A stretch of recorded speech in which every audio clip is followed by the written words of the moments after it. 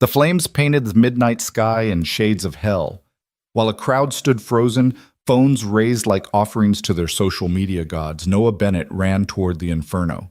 Not for glory, not for recognition, but because a life hung in the balance, and he was the only one willing to burn for it. He didn't know the woman he'd pull from those flames would return to change everything. He didn't know that one moment of courage would ignite a chain reaction that would transform his entire existence. Before we dive into this incredible journey, I want to ask you something. Drop a comment with your city name below. Let's see how far this story travels around the world. And stick with me until the end, because what happens next will restore your faith in humanity. The smell hit Noah Bennett first. Acrid, chemical, wrong. He'd been walking home from his late shift at Martinez Auto Repair, his boots scuffed and oil-stained, his body aching in that familiar way that told him he'd earned every dollar of his modest paycheck. The night air in downtown Portland had been crisp and clean just moments before, carrying that particular Pacific Northwest bite that made you pull your jacket a little tighter. Now, it tasted like destruction. He turned the corner onto Riverside Avenue, and his breath caught.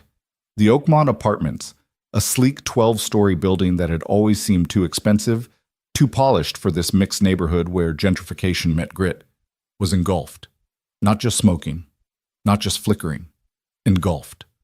Orange and yellow flames licked out of windows on the third and fourth floors like demonic tongues tasting the night air.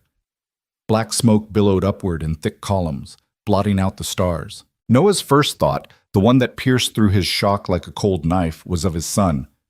But no, Caleb was safe. Caleb was 3 miles away at Mrs. Henderson's house, probably already asleep, his 7-year-old body curled around that ratty stuffed dog he refused to give up. Caleb was safe. Noah repeated it like a prayer as his feet began to move, faster now, toward the chaos. The street was already packed. Fire trucks hadn't arrived yet. This couldn't have been burning for more than a few minutes, but the crowd was thick and growing. People poured from neighboring buildings in various states of undress, some in pajamas, others wrapped in blankets. And phones. God, so many phones. Dozens of them, maybe hundreds, all raised high, all recording, all capturing the disaster for their followers, their feeds, their 15 seconds of viral fame. Noah pushed through the crowd, his mechanic's shoulders, broad from years of wrestling with stubborn bolts and heavy parts, parting the mass of humanity. He heard fragments of conversation, pieces of panic. Heard it was an electrical fire. Someone said the alarms didn't go off. Posting this to Twitter, "This is insane. Where are the firefighters?"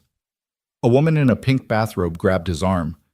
"You can't go closer. It's not safe." Her eyes were wide, mascara smudged, and she smelled like wine and fear. Noah gently extracted his arm. "Anyone still inside?" I don't know. Oh God, this is..." She dissolved into sobs and someone else pulled her back into the crowd. He kept moving. The heat intensified with each step until he could feel it pressing against his face like an angry hand. The building's front entrance was a wall of smoke. Through it, Noah could barely make out the modern lobby he'd glimpsed 1,000 times while walking past. Glass and chrome and expensive-looking art that probably cost more than his annual salary. A young guy couldn't have been more than 19 blocked his path. He wore a security uniform that looked too big for his lanky frame. His name tag read Marcus. "Sir, you need to step back.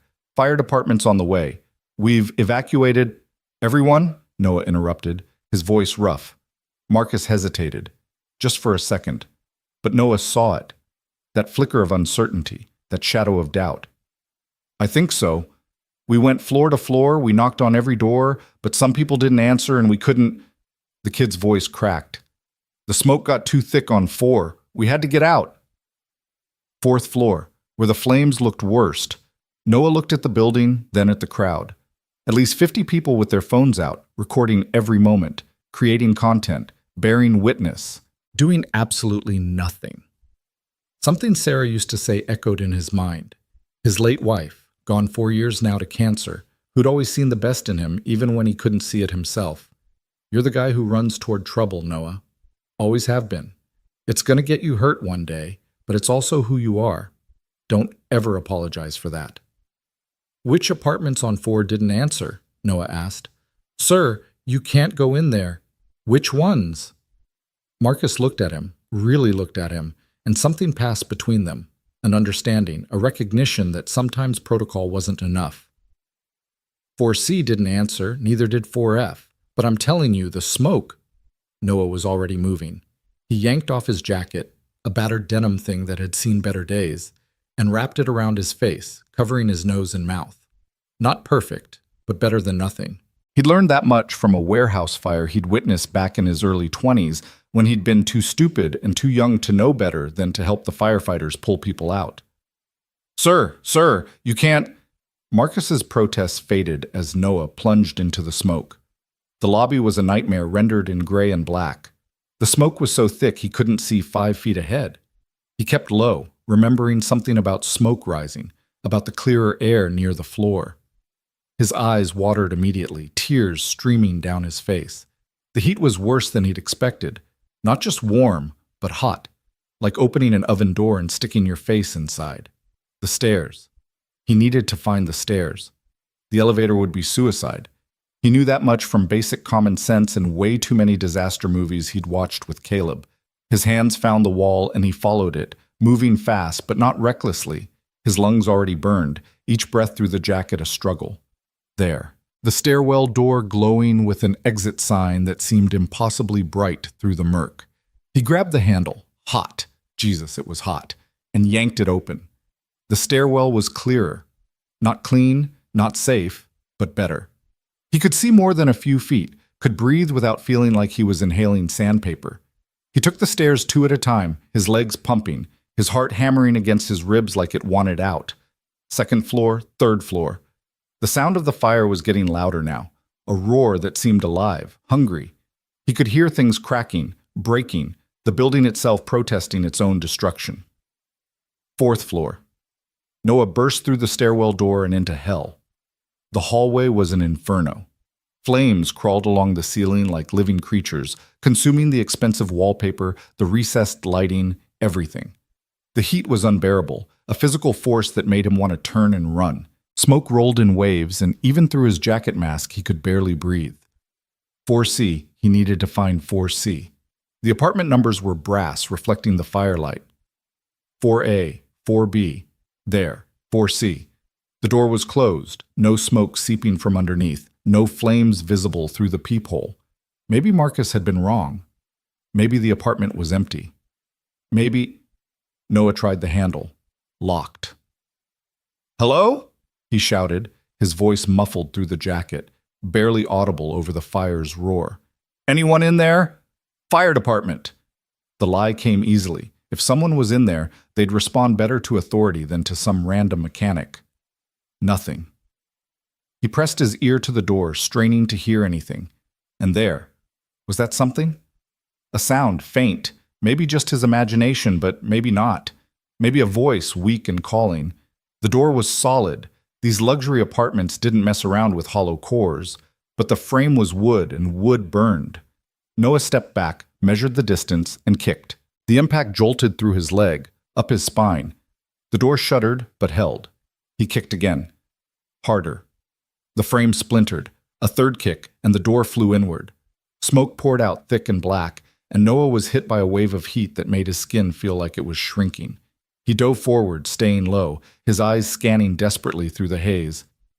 The apartment was chaos. Furniture overturned, paper scattered, curtains on fire. The flames had spread from the hallway through the walls, and one entire side of the living room was already consumed. But it was the bedroom door, hanging open on the left, that drew his attention. Noah crawled toward it, his hands finding carpet, expensive, thick, probably Persian or something fancy, now scorched and hot enough to burn. The smoke was worse here, so dense he literally couldn't see his hand in front of his face. "Hello," he called out again, his voice raw. "Is anyone here?" And then he heard it. Not a call for help, but something worse. Labored breathing, wet and struggling. The sound of someone who'd inhaled too much smoke, whose body was shutting down. He followed the sound like a beacon, his hands sweeping the floor. They found fabric first. Silk, maybe, or satin. And then skin. An arm. A shoulder. A person. She was collapsed beside the bed, face down, her body limp. Noah grabbed her, trying to assess how badly she was hurt, even as precious seconds ticked away. She was wearing what looked like expensive pajamas, black silk with some kind of embroidered pattern. Her dark hair was matted and singed. He couldn't see her face, couldn't tell if she was young or old, conscious or not. Didn't matter. He'd come for this, and he was sure as hell leaving with her. Noah hooked his arms under her shoulders and dragged her backward, toward the apartment entrance. She was dead weight and heavier than she looked. Not overweight, just unconscious, every muscle slack. His own breathing was getting worse now, each inhalation a struggle that brought more heat than oxygen. The hallway seemed twice as long on the way out. The flames had spread, growing bolder, and a section of ceiling collapsed just feet behind them in an explosion of sparks and burning debris. Noah felt the impact through the floor, felt the building shudder like a wounded animal. Keep moving, just keep moving. The stairwell door was ahead, but now flames licked around its frame. He'd have to go through fire to reach it. No choice. No other way out. Noah repositioned the woman, cradling her against his chest, using his body to shield her. Then he ran. 3 steps through flame. The heat was indescribable, pain beyond pain, a searing agony that made his nerves scream. He felt his shirt catch fire, smelled his own hair burning. But then he was through, stumbling into the stairwell, and gravity took over. He half ran, half fell down the stairs, his legs trembling, his vision tunneling. The woman in his arms groaned, the first sound she'd made. And Noah took that as a good sign. Meant she was alive. Meant this wasn't for nothing. Second floor, first floor, the lobby. The smoke was worse now than when he'd entered, the fire having spread throughout the building. Noah couldn't see anything, could only follow his instincts toward where he remembered the entrance being. His lungs felt like they were full of glass shards. His skin burned. Every part of him screamed to stop, to rest, to give up. He kept moving, and then cool air, fresh air, night air. He burst through the entrance and the crowd erupted. Hands reached for him, for the woman, voices shouting. The world spun, and Noah realized he was falling. Strong arms caught him, lowered him to the ground. Get back! Give them space! Marcus. The security guard was there, his young face streaked with soot and tears. Someone call 911 again. Tell them we have casualties. Already here, another voice. Ambulance is 2 minutes out. Fire trucks are right behind. Noah lay on the concrete, his chest heaving, and realized he still had the woman. She was sprawled half across him, and now he could see her face for the first time. Even covered in soot and ash, even with an angry burn across her left cheek, and her skin gray from smoke inhalation, she was striking. High cheekbones, full lips, probably in her mid-30s. The kind of face you'd see in a boardroom or on the cover of a magazine. The kind of face that spoke of money and power and a life very different from his own. Her eyes fluttered open, just for a moment, and they were an extraordinary shade of gray. They focused on him with an intensity that seemed impossible given her condition.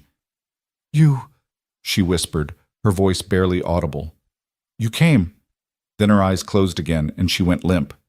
Hey, stay with me! Noah patted her cheek gently, tried to rouse her, but she was out. But she was breathing. He could see her chest rising and falling, could feel her pulse under his fingers when he checked her neck. She was alive. He'd gotten her out. The relief hit him like a physical wave, and suddenly all the pain came flooding back. His arms burned. His lungs felt like they'd been scoured with steel wool. His face hurt in ways he didn't know were possible. Sir, can you hear me? A paramedic appeared in his vision, young, female, wearing blue gloves and a look of professional concern. I need you to stay still. You've got burns. You've inhaled a lot of smoke. We need to get you to the hospital. Her first, Noah managed, nodding toward the woman. Check her first. We've got her, buddy. We've got you both. You did good. You did real good. The paramedic's voice was kind, reassuring, as she began examining him with quick, efficient movements. More sirens. More voices. The world was becoming a blur of activity. Fire trucks arriving, their crews deploying with practiced precision. More ambulances, police cars with their lights painting everything blue and red. Someone draped a blanket over Noah's shoulders. Someone else put an oxygen mask over his face, and the first breath of pure oxygen was like drinking cold water after crossing a desert. His vision cleared slightly, his head stopped spinning quite so much. Through the crowd, through the chaos, he could see them loading the woman onto a gurney. Her silk pajamas were torn and burned, her skin was gray, but she was alive. Paramedics swarmed her, checking vitals, starting an IV, communicating in that rapid-fire medical shorthand that meant they knew what they were doing. "We need to transport both of them," someone said. "Priority 1. I'll call Children's Hospital, see if they can—" "No," Noah interrupted, pulling the oxygen mask aside. "No hospital. I'm fine." The paramedic, her name tag read Chen, gave him a look that suggested she'd heard this before and wasn't impressed. "Sir, you have second-degree burns on your arms and face. You've inhaled enough smoke to choke a horse. You need medical attention." "My son," Noah said. "I have a 7-year-old son. He's at a neighbor's house. I need to— We'll contact someone." "Where's your phone?" Noah patted his pockets, then remembered. "Burned. It was in my jacket pocket," which he'd used as a smoke mask and which was now God knows where in that building. "Okay, sir, listen to me." Chen's voice was firm but not unkind. "We're taking you to the hospital. It's not negotiable, but I promise you, we will contact whoever's watching your son and let them know you're okay. We'll make sure he's taken care of, but right now you need to let us take care of you. Understand?" Noah wanted to argue. Every instinct told him to get up, to go to Caleb, to make sure his son knew he was safe. But his body wasn't cooperating. His legs felt like jelly. His vision was getting blurry again despite the oxygen. "Mrs. Henderson," he managed. "Candace Henderson, 2247 Morrison Street. My son Caleb is with her. Tell her I'm okay. Tell her not to scare him." "We'll take care of it," Chen promised. "Now lie back. We're going to get you on a gurney." As they lifted him, and God, when did he become so heavy, or were his limbs just not working right? Noah caught one more glimpse of the woman he'd saved. She was already inside an ambulance, the doors closing, lights flashing. Then they were moving him too, and the night sky wheeled overhead, still stained orange from the fire. In the ambulance, things became fragmented. He remembered a blood pressure cuff tightening around his arm, remembered someone cutting away his shirt, his favorite flannel, the one Sarah had bought him for Christmas 6 years ago, now just scorched rags. Remembered the sharp sting of an IV going in, and Chen's voice saying something about fluids and oxygen saturation. "The woman," he asked, fighting to stay conscious. "Will she be okay?" "They're taking good care of her," Chen said. "What you did back there, running into a burning building like that was either the bravest or the stupidest thing I've ever seen." "Which do you think?" Noah asked, and was surprised to hear himself almost laugh. "Little of both, probably." Chen smiled. "But she's alive because of you. Remember that.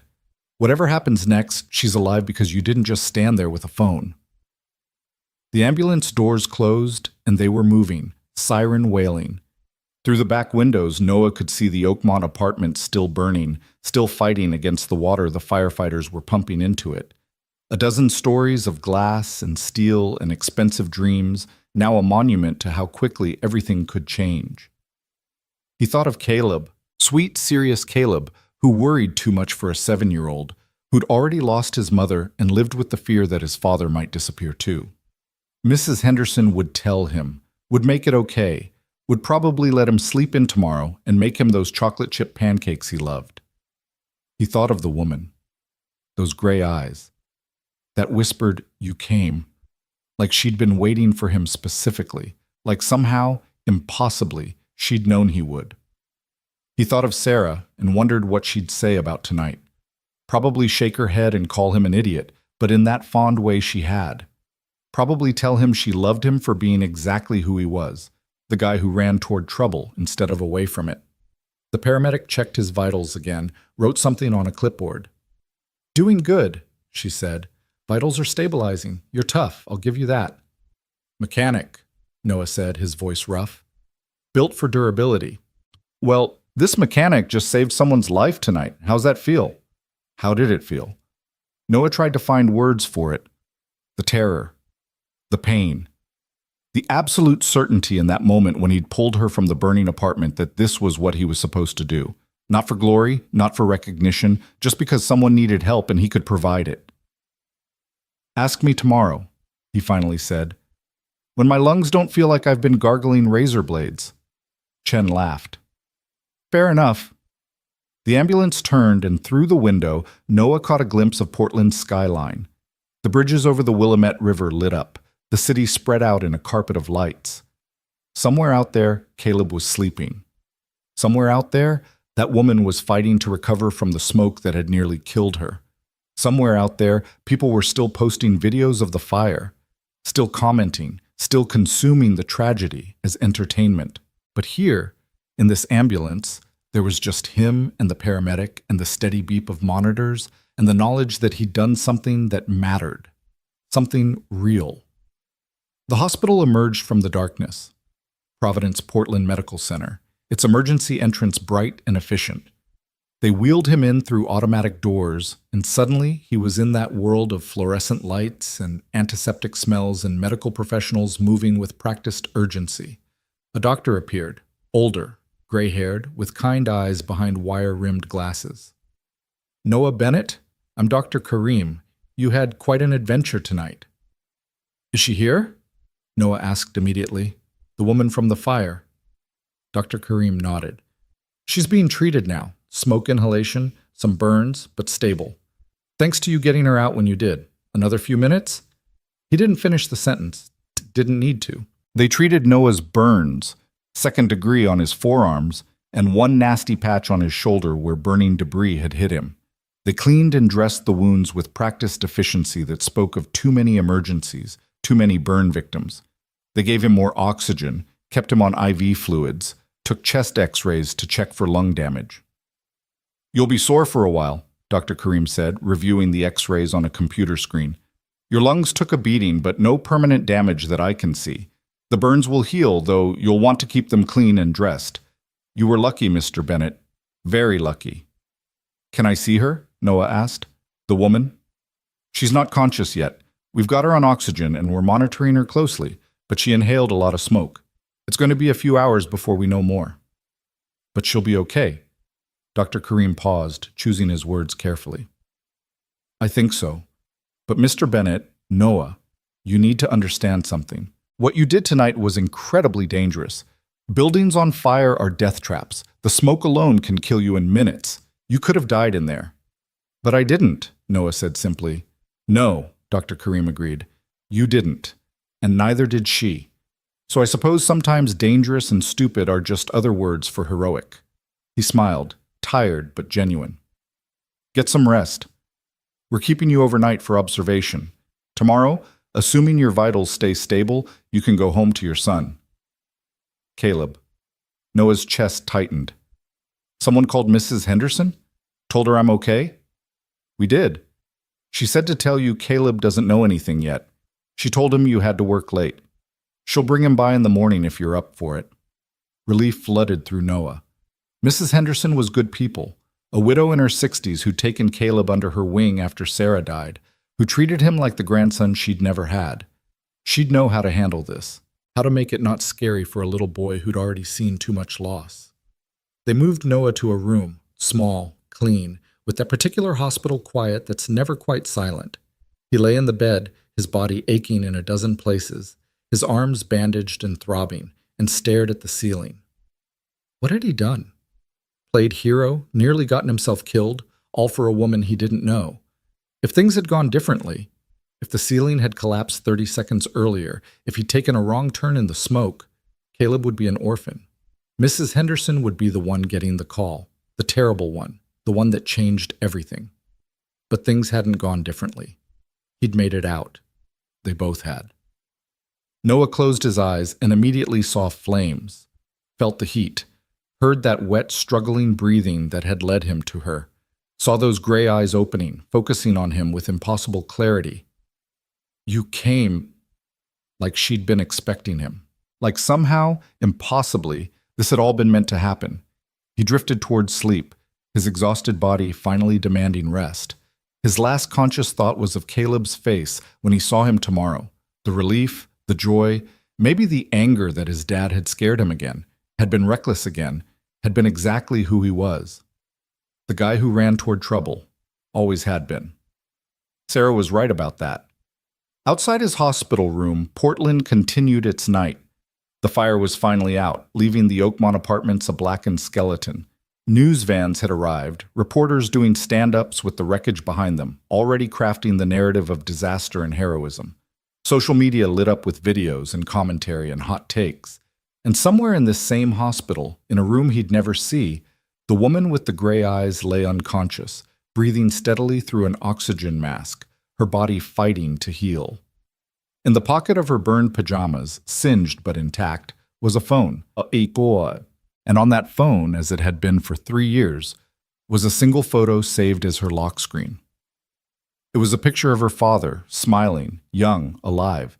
He'd died in a fire when she was 16, and tonight, someone had run into the flames to save her. The circle was closing, the debt was forming, and neither Noah Bennett nor Madeline Cross, though he didn't know her name yet and she barely remembered his face, had any idea how much was about to change.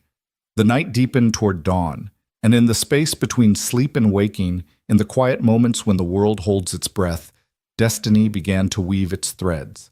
All because one man had decided that some things were worth burning for. Morning arrived with pale light filtering through hospital blinds, and Noah woke to the sound of small feet running down the hallway. He knew that rhythm, had memorized it over 7 years of fatherhood. Before he could fully sit up, his door burst open and Caleb launched himself at the bed. "Dad! Dad! You're okay!" The boy's voice cracked with relief and something that might have been tears. "Hey, buddy. Careful, careful."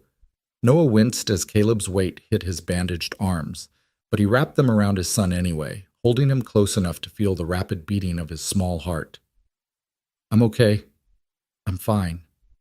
Mrs. Henderson appeared in the doorway, her silver hair pulled back in its usual neat bun, her face lined with concern. "I'm sorry, Noah. I told him to wait, but the moment we got to your floor, he just took off running." "It's all right, Candace. Thank you for—" Noah's voice caught. "Thank you for taking care of him."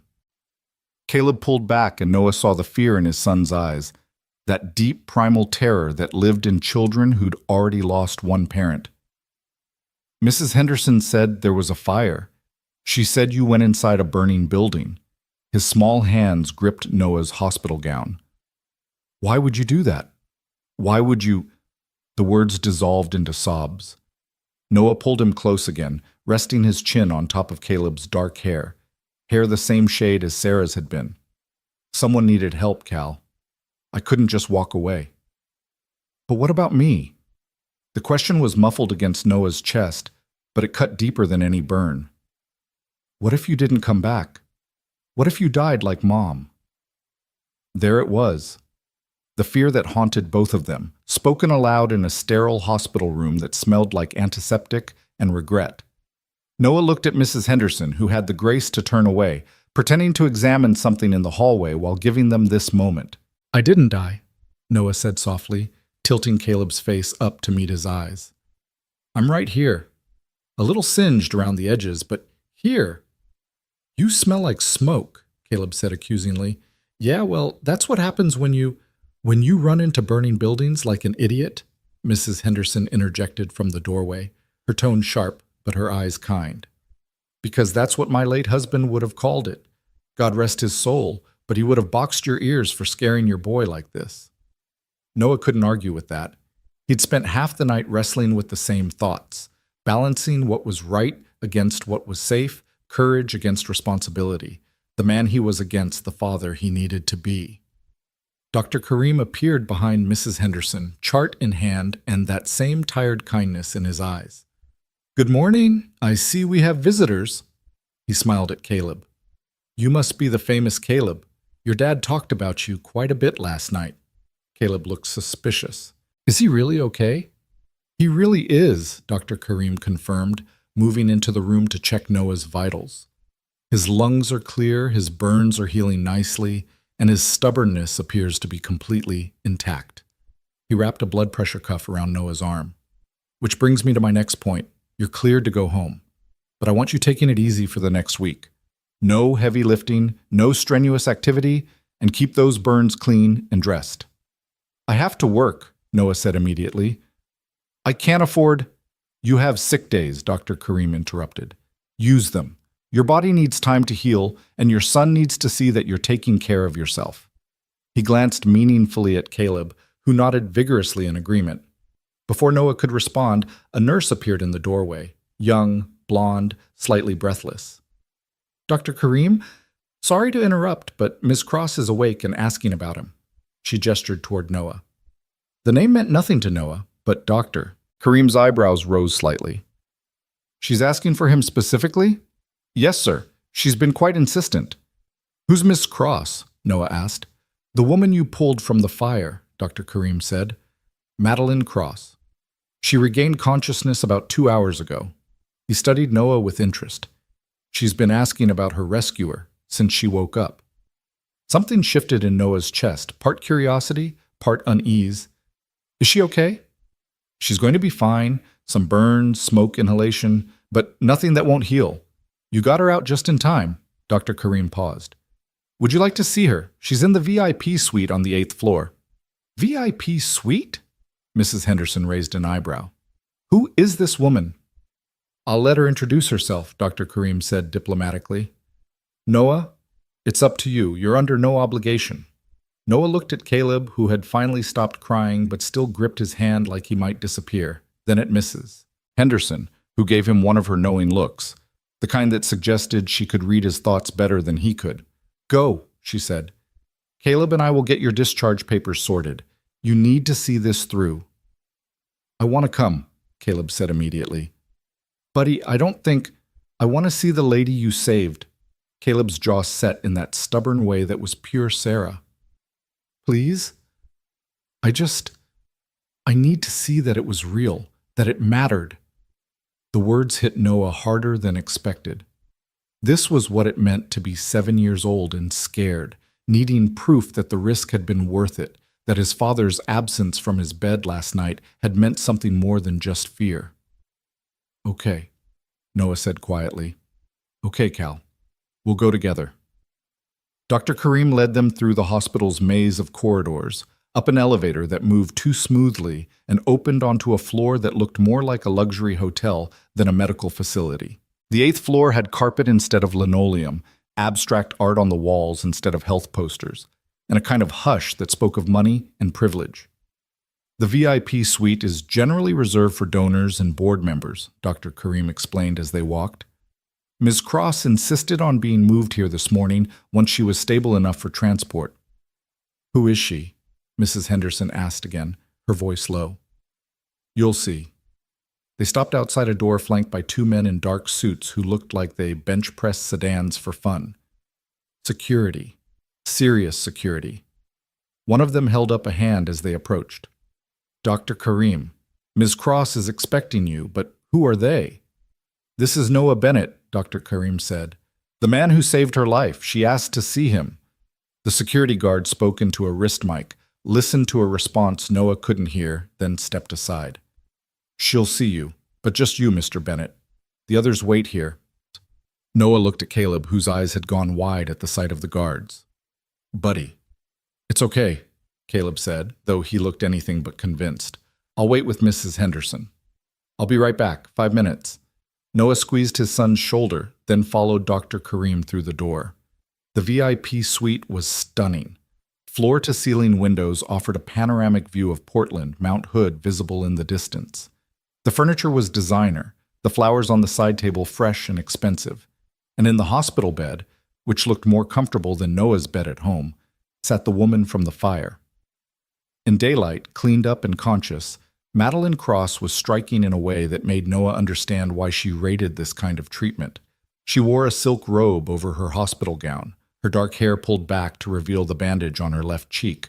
Her gray eyes, those same eyes that had focused on him through the smoke, were sharp and assessing. Mr. Bennett, she said, her voice slightly hoarse but steady. Please, come in. Dr. Kareem nodded to Noah and quietly left, closing the door behind him. Suddenly, Noah was very aware of his own appearance. Wearing borrowed scrubs from the hospital, his arms wrapped in bandages, his face probably still covered in soot he hadn't managed to wash off completely. Ma'am, he said awkwardly, I just wanted to see that you were all right. All right? A small smile played at her lips. I'm alive because of you.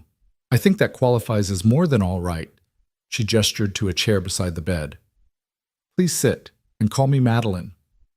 Noah sat, feeling out of place in this room that probably cost more per night than he made in a week. How are you feeling? Like I was pulled from a burning building, she said dryly.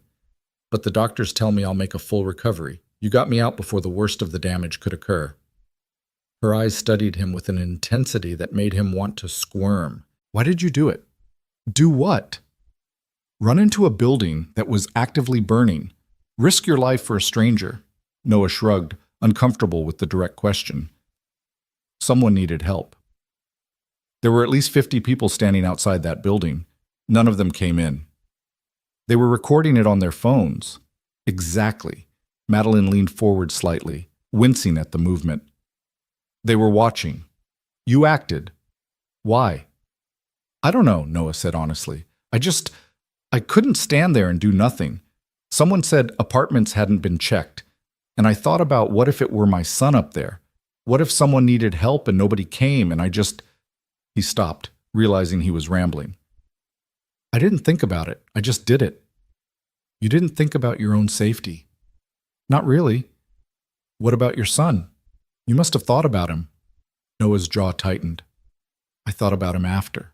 When I was lying in my hospital bed wondering what the hell I'd been thinking, risking leaving him an orphan. He met her eyes. But in the moment, no, I just knew someone needed help and I could provide it. Madeline was quiet for a long moment, studying him with those penetrating gray eyes. Finally, she said, I need to tell you something, Mr. Bennett, about why this matters so much.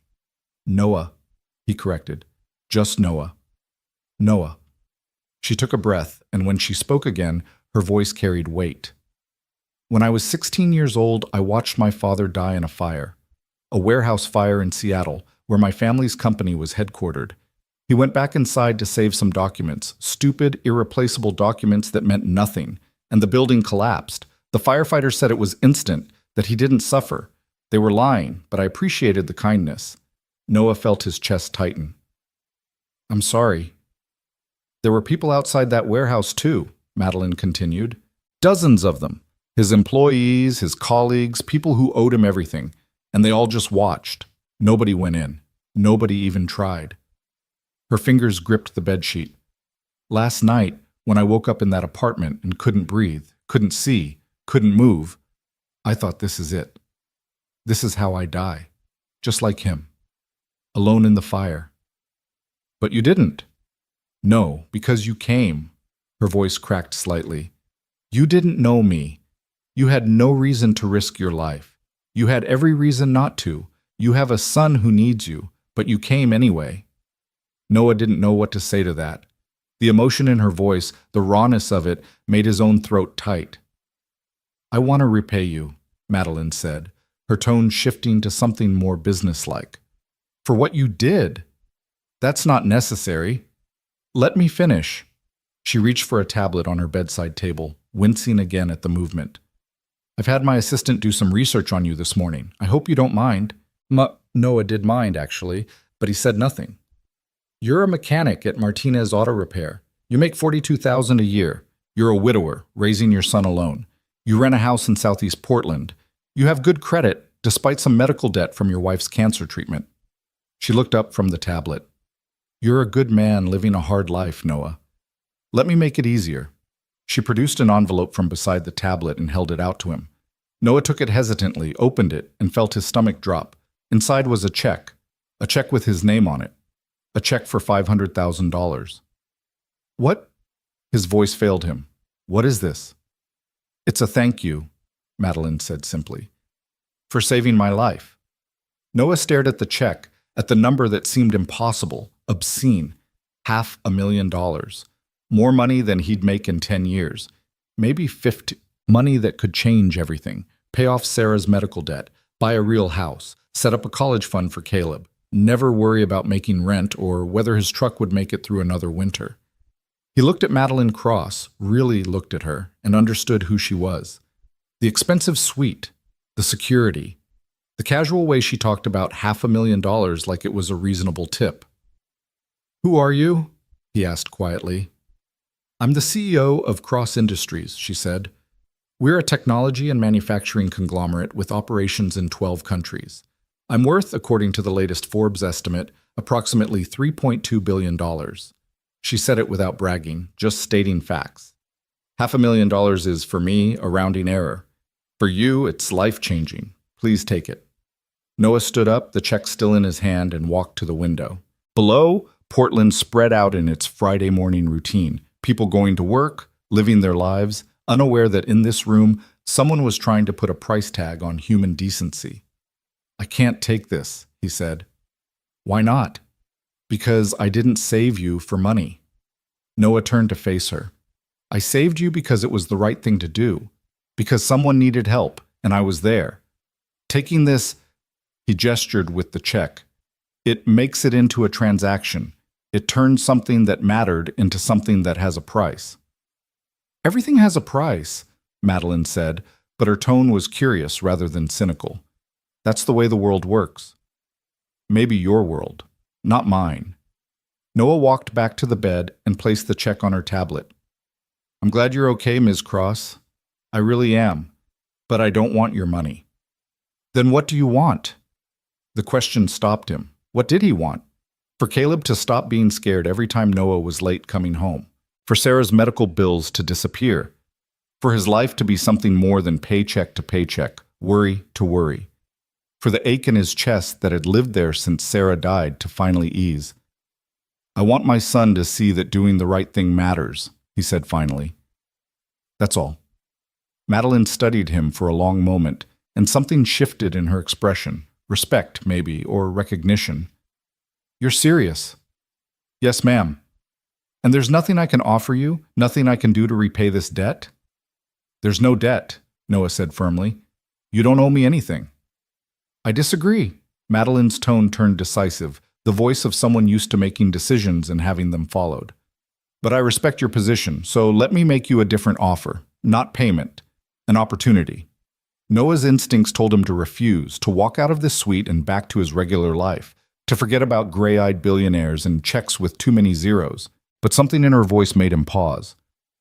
What kind of opportunity? Come work for me, Madeline said. Cross Industries has a facilities management division that oversees our properties worldwide. We need people with practical skills, people who can solve problems, people who can think on their feet.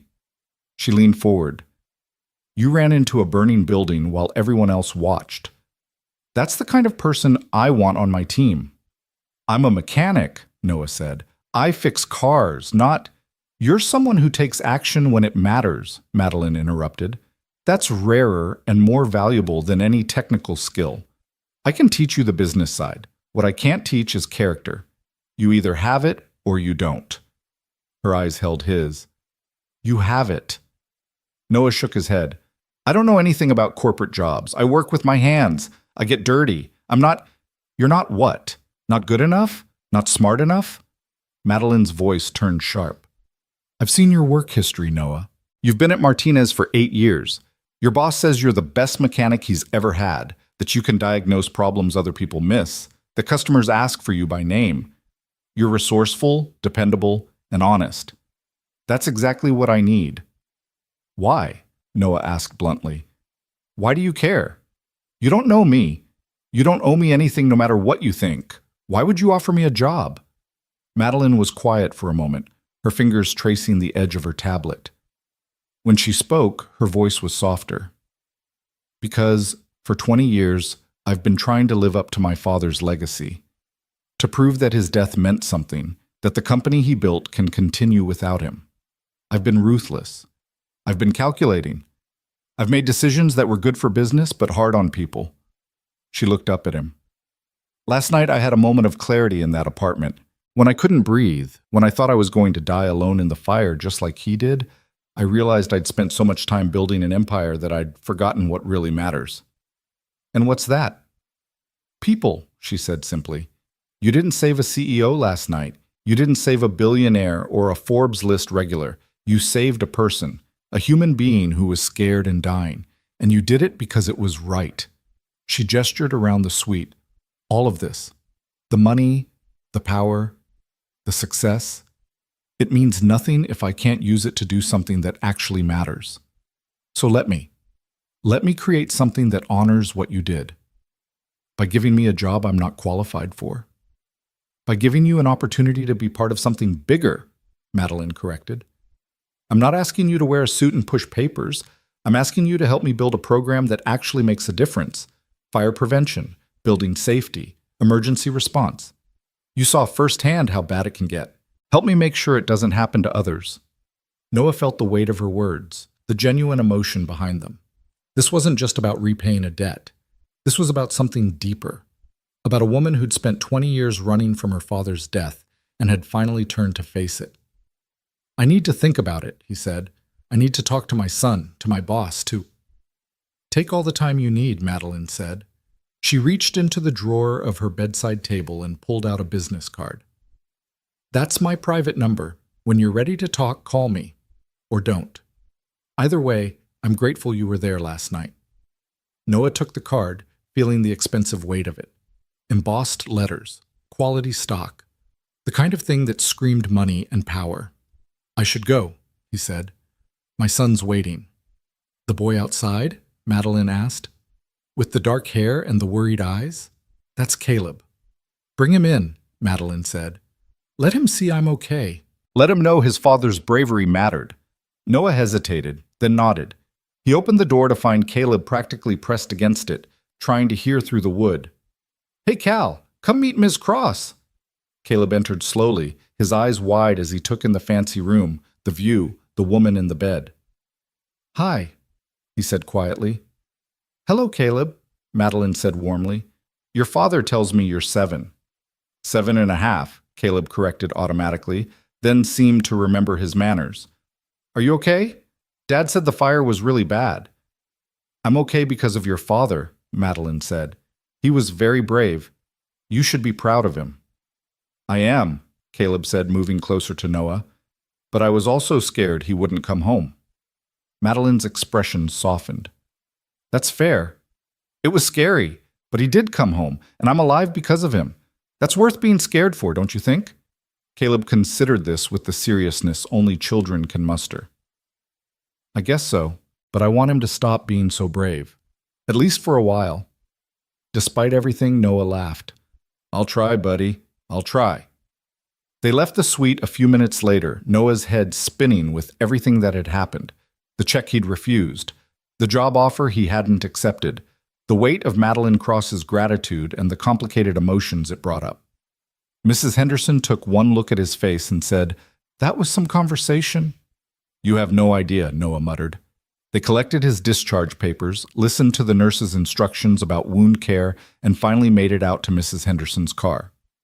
Caleb fell asleep in the back seat almost immediately, exhausted from the emotional morning.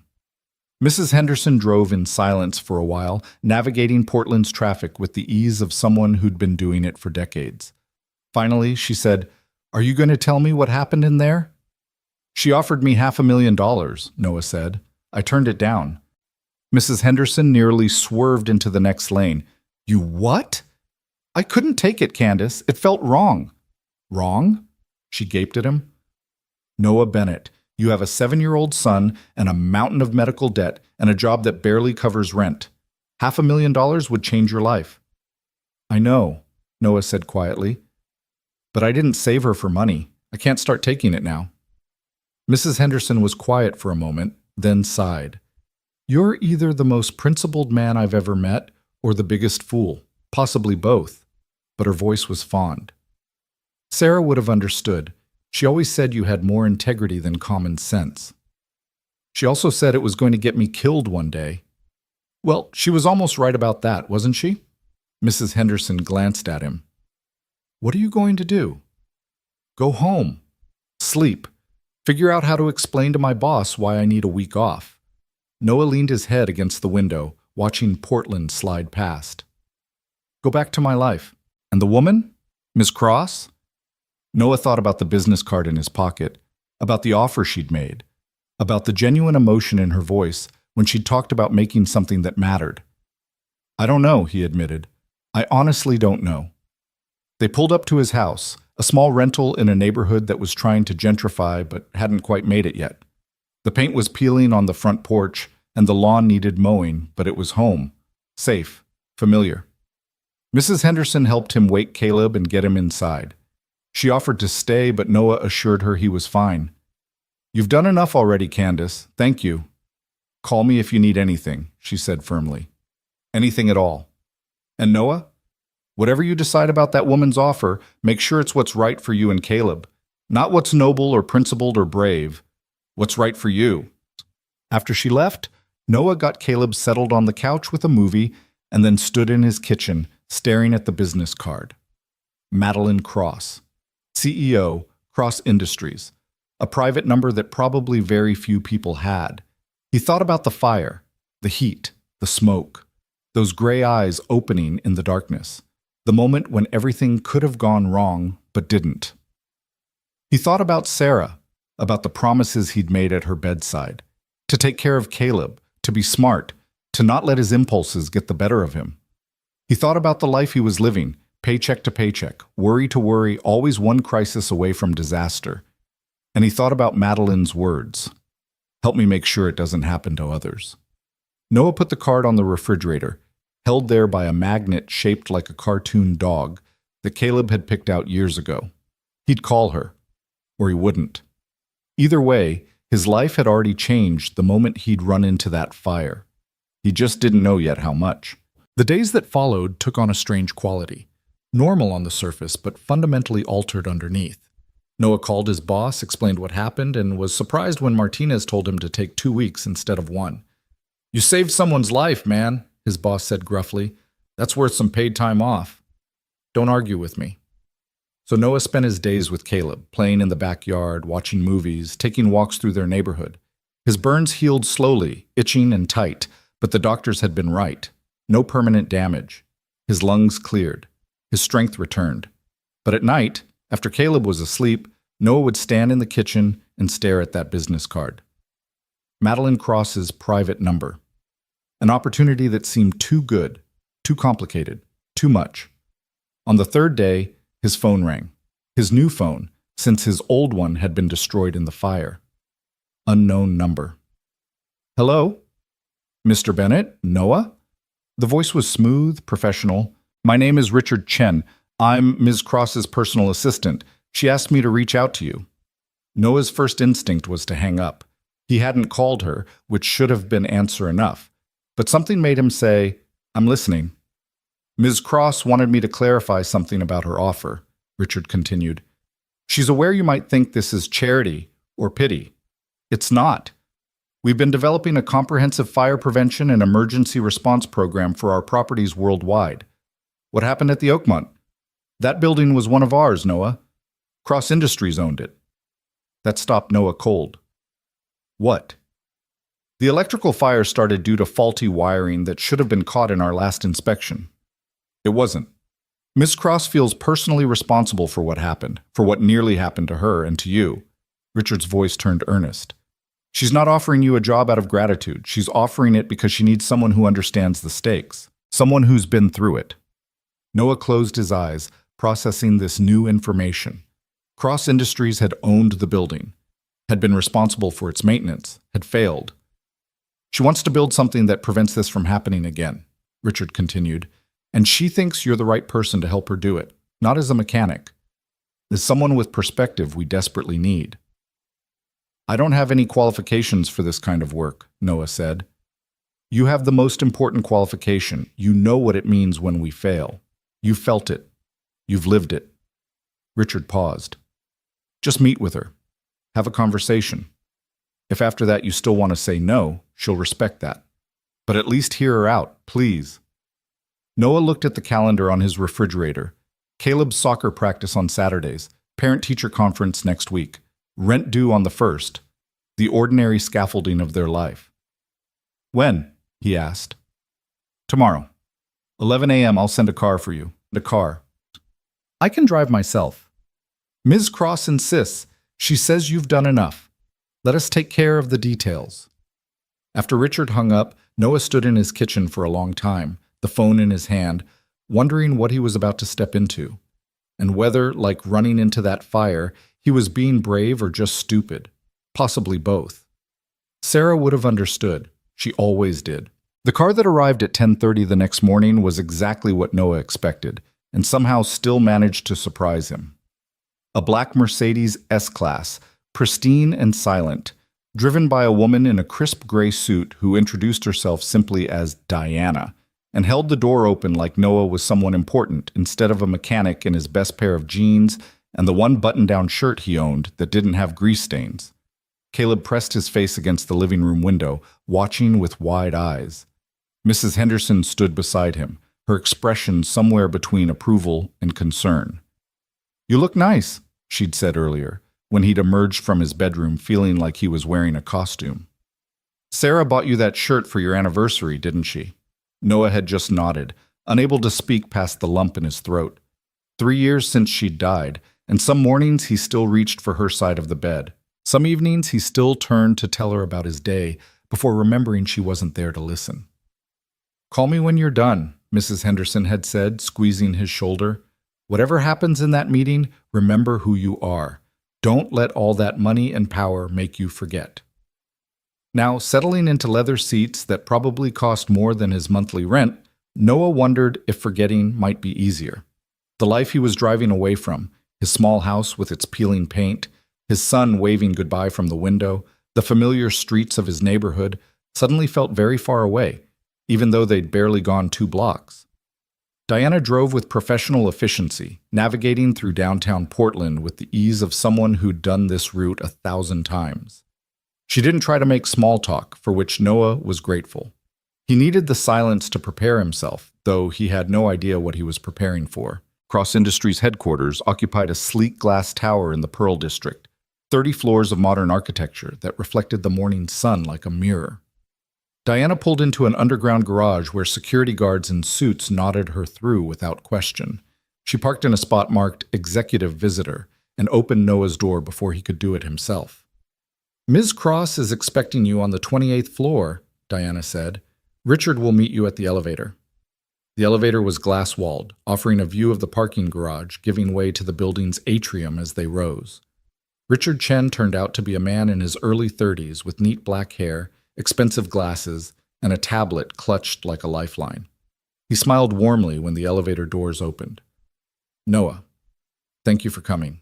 He extended his hand, and his grip was firm, but not aggressive. "I hope the ride over was comfortable."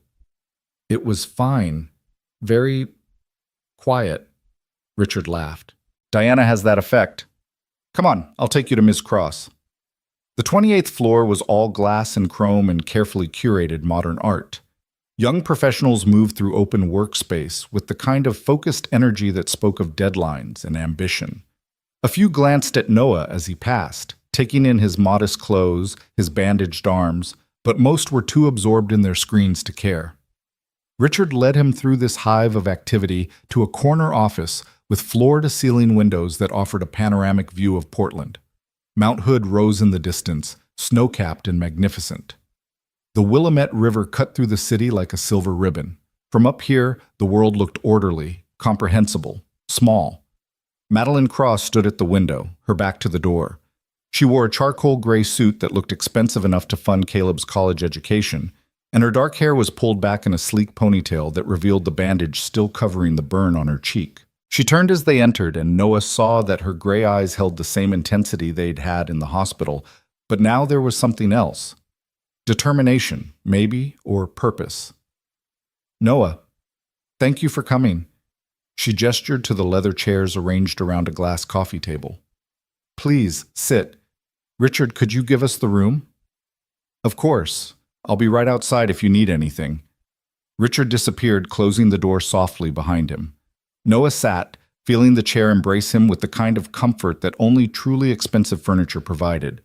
Madeline took the chair across from him, and for a moment they just looked at each other, two people whose lives had intersected in fire and smoke and desperation, now meeting in this pristine office where everything was clean and controlled. "How are your burns healing?" she asked. "Better. The doctors said no permanent damage." "Good. I'm glad." She touched her own bandage self-consciously. "Mine too, though I'm told this one might scar. My dermatologist is devastated." There was something about the dry way she said it that made Noah smile despite his nerves. I'm sure it won't matter. You've got that whole powerful CEO thing going. A little scar just adds character. Is that so? She raised an eyebrow, but her lips quirked slightly. I'll keep that in mind when I'm tempted to have it surgically removed. The moment of levity faded, and Madeline's expression turned serious. Richard told you about the building, that Cross Industries owned it. He did. Then you understand why this matters to me. She leaned forward, her hands clasped. That fire. It shouldn't have happened, Noah. We have protocols, we have inspections, we have systems designed to prevent exactly this kind of disaster, and they all failed. Systems fail, Noah said. It happens. Not like this. Not when lives are at stake.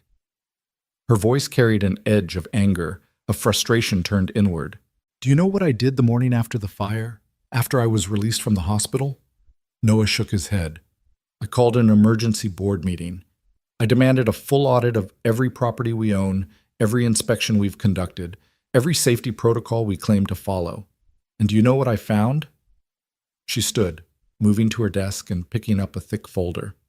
I found complacency. I found corners cut to save money. I found inspectors who rubber-stamped reports because it was easier than doing the actual work. I found a culture that prioritized profit over people. She dropped the folder on the coffee table between them, and it landed with a heavy thud. 73 properties worldwide. 32 of them have the same outdated electrical systems as the Oakmont. 12 have fire suppression systems that haven't been properly maintained in years. 5 have emergency exits that violate current building codes. Noah opened the folder, flipping through page after page of inspection reports, photographs of electrical panels and fire escapes, highlighted sections that even to his untrained eye looked damning. This is why I need you, Madeline said, her voice intense. Not because I owe you for saving my life, though I do, and that debt will never be fully repaid. I need you because you understand what happens when these systems fail. You've been inside the fire, Noah. You've felt the heat and the smoke and the terror. That's not something you can teach in business school. What exactly are you asking me to do? Noah looked up from the folder. I'm not an inspector. I'm not an engineer. I fix cars. You solve problems, Madeline corrected. That's what mechanics do, isn't it? You diagnose what's wrong, you figure out how to fix it, and you do the work. That's exactly what I need for this program. What program? Madeline returned to her chair, and when she spoke, her voice carried the weight of careful thought and genuine passion. I want to create a comprehensive fire prevention and emergency response initiative, not just for our properties, but as a model that other companies can follow. Real inspections by people who care, updated safety systems, training for building staff and residents, emergency protocols that actually work. She met his eyes. And I want someone leading it who knows why it matters. Someone who won't accept half measures or excuses. Someone who will fight for every life in every building because they know what it means when we fail.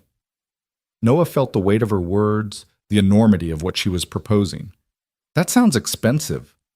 It is. Preliminary estimates put it at $60 million over 3 years. She said it like it was a reasonable number, like $60 million was something you could just allocate. The board fought me on it.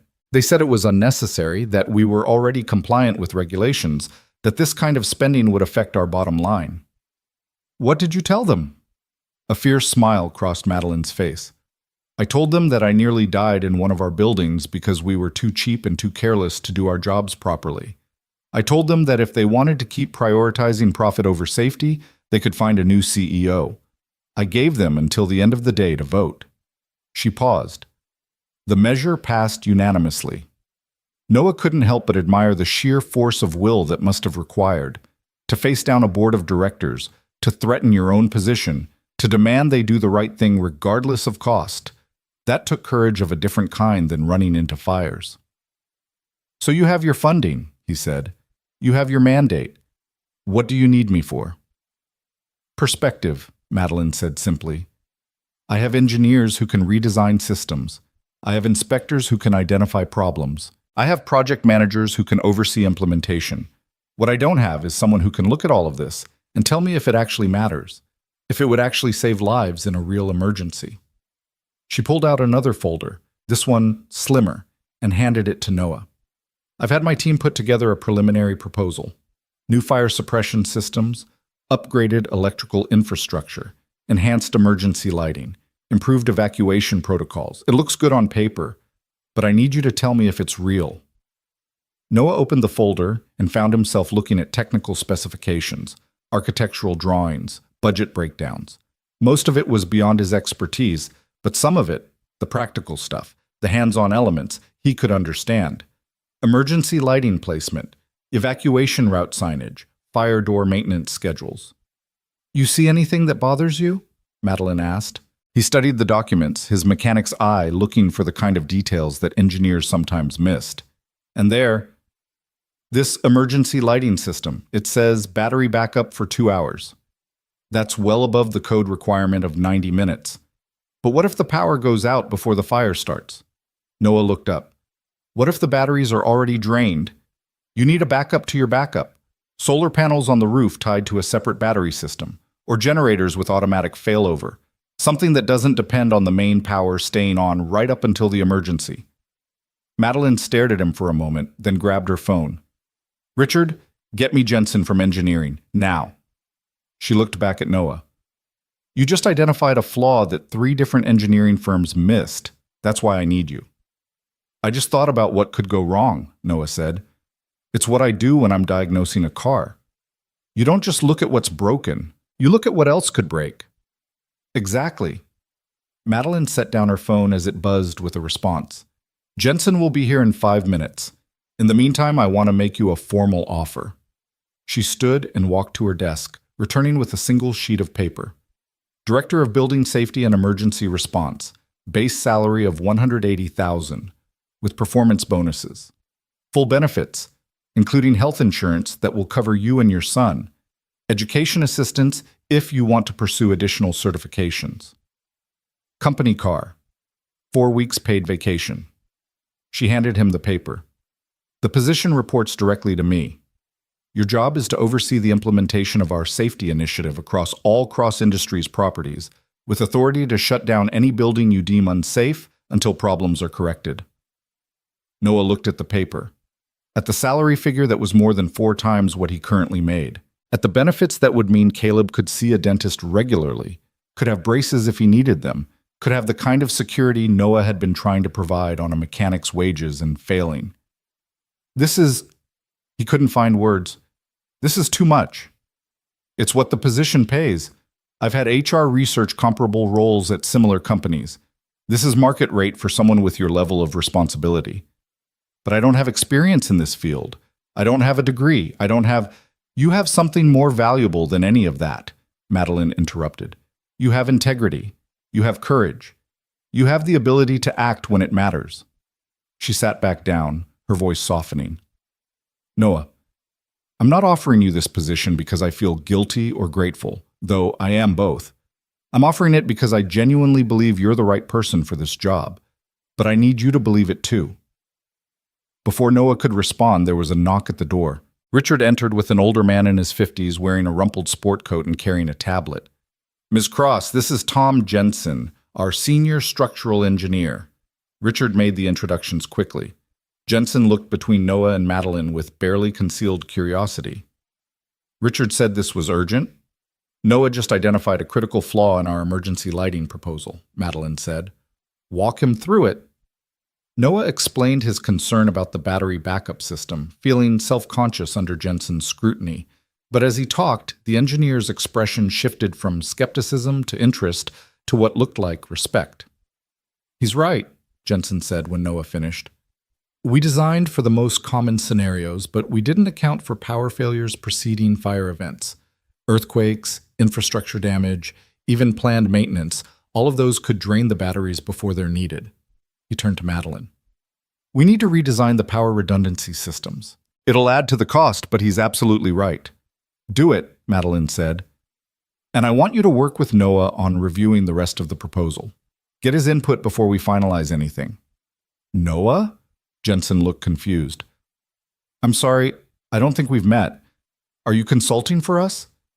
He's considering joining the team as Director of Building Safety, Madeline said. And based on the last 5 minutes, I'm hoping he says yes. Jensen's eyes widened slightly, but he recovered quickly. Well, if you do, I'd welcome the collaboration. We could use someone who thinks about failure modes instead of just success scenarios. After Jensen left, Noah and Madeline sat in silence for a moment. Through the windows, Portland continued its morning routine, unaware that in this office, a mechanic was being offered a chance to become something he'd never imagined. I need to think about this, Noah said finally. It's a lot to process. I understand. Take whatever time you need. Madeline stood, and Noah did the same.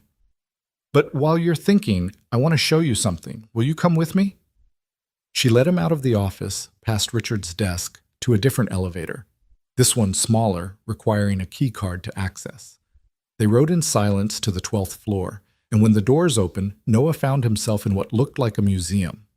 The space was dimly lit, with carefully positioned spotlights illuminating photographs and artifacts arranged along the walls. Madeline walked ahead, and Noah followed, realizing slowly what he was looking at. These were memorials. Photographs of buildings, warehouses, offices, apartment complexes, all showing the aftermath of fires. Beneath each photo was a placard with details, dates, locations, casualties. This is the Cross Industries Legacy Room, Madeline said softly, stopping in front of a large photograph of a burned warehouse. My grandfather started this company in 1952. My father expanded it internationally in the 80s. Every property we've ever owned, every project we've ever built, is documented here. She gestured to the photographs of fire damage. These are the ones that haunt me, the failures, the tragedies that happened on our watch. She stopped in front of one particular photograph, a warehouse reduced to skeletal remains. This was Seattle, 2005. My father died here.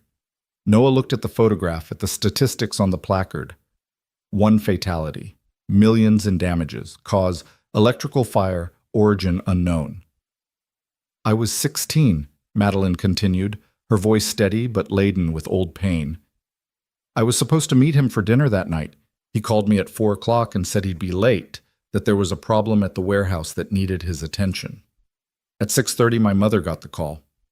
She touched the photograph gently, her fingers tracing the outline of the ruined building.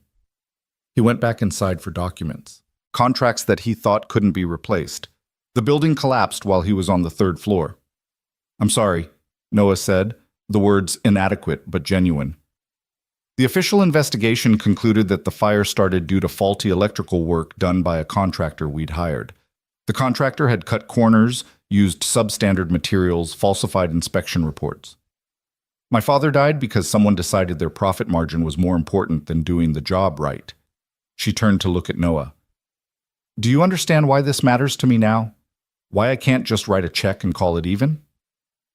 Noah thought about the Oakmont fire, about pulling Madeline from that apartment, about how close both of them had come to joining the statistics on these plaques. He thought about Caleb, about what would have happened if the ceiling had collapsed 30 seconds earlier, if he hadn't made it out. I understand, he said quietly.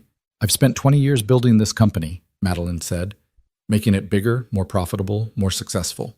I told myself I was honoring my father's memory, but the truth is, I was running from it. I didn't want to think about how he died, about the failures that led to it. I just wanted to win. She looked around the memorial room. And then I woke up in a burning building, and I realized I'd become the thing I hated. I'd let the same complacency, the same corner cutting, the same prioritization of profit over safety infect my company. The only difference is, I got lucky. You were there. She walked to a blank space on the wall where a spotlight illuminated nothing but empty space. This is where the Oakmont photograph will go, along with the story of what happened there, the failures that led to the fire, the lessons we learned, and the changes we made because of it. Why keep them? Noah asked. Why memorialize the failures? Because if we forget them, we'll repeat them, Madeline said simply. This room exists to remind me, to remind everyone who works here, that our decisions have consequences, that what we do matters, even when we think no one's watching. She turned back to him. That's what I'm trying to build, Noah. Not just safer buildings, but a culture that remembers why safety matters, and I can't do it alone. Noah looked at the empty space on the wall, imagining the Oakmont photograph that would eventually fill it. He thought about all the other buildings out there, all the other potential disasters waiting to happen because someone cut a corner or skipped an inspection or decided that good enough was good enough. He thought about the life he could give Caleb with the salary Madeline was offering, not just stability, but opportunity. Not just survival, but thriving. But more than that, he thought about what Sarah used to say, that he was the kind of person who ran toward trouble instead of away from it, that it was going to get him hurt one day, but it was also who he was. Maybe running toward trouble didn't always mean running into fires. Maybe sometimes it meant running toward responsibility, toward purpose, toward the chance to make sure other people didn't have to face those flames at all. If I take this job, Noah said slowly, I do it my way. I don't care about politics or board meetings or what makes financial sense. If I see something that's unsafe, I shut it down. No exceptions. That's exactly what I need you to do, Madeline said. And I'm going to make mistakes. I'm going to need training, guidance, people who can teach me what I don't know. You'll have all the resources you need. And if I get in over my head, if I realize I'm not cut out for this, then we'll figure it out together, Madeline interrupted gently. Noah, I'm not asking you to be perfect. I'm asking you to be honest, to care, to bring that same instinct that made you run into a burning building to every decision you make in this role. Noah took a deep breath, feeling the weight of the moment. This was it. The decision that would change everything. He could walk away, go back to his life as a mechanic, keep things simple and safe and familiar.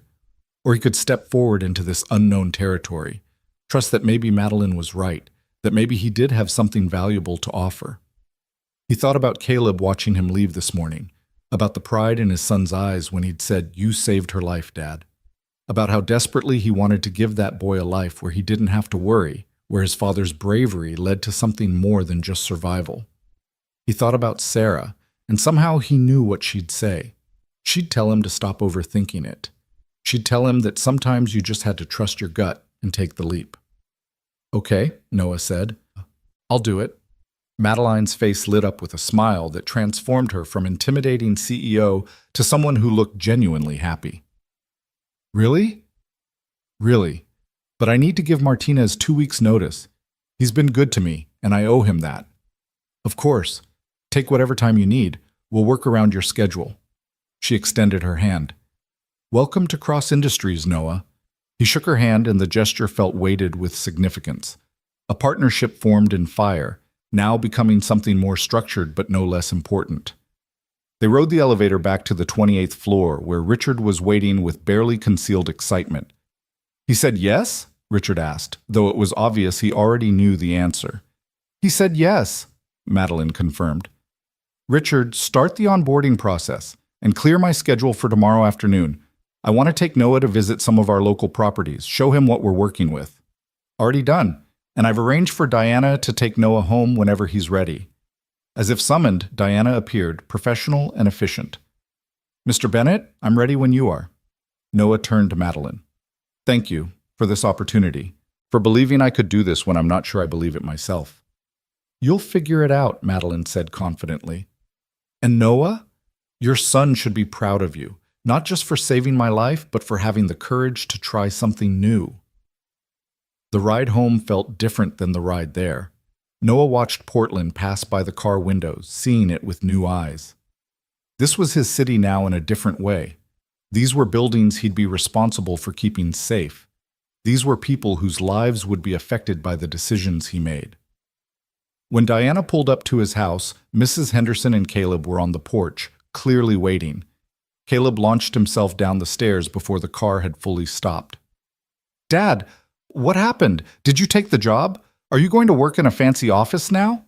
Noah caught his son, lifting him despite the protest from his healing arms. Slow down, Cal. Yes, I took the job, but I'll tell you all about it inside, Mrs. Henderson watched him with knowing eyes as they entered the house. Once Caleb was settled at the kitchen table with milk and cookies, she said, You're going to tell me everything. So Noah did. He told her about the offer, about the salary, about the memorial room, and Madeline's father and the weight of responsibility he'd just accepted. Mrs. Henderson listened without interrupting, her expression shifting from surprise to concern to something that looked like pride. Sarah would be so proud of you, she said when he finished. She always knew you were destined for more than fixing cars. I liked fixing cars, Noah said. I was good at it. You'll be good at this too. Mrs. Henderson squeezed his hand. And Caleb will never have to worry about medical bills, or whether there's enough money for school supplies or any of the things you've been worried about. That's worth something, Noah. I know, but I'm terrified I'm going to mess this up. Good. A little fear keeps you sharp.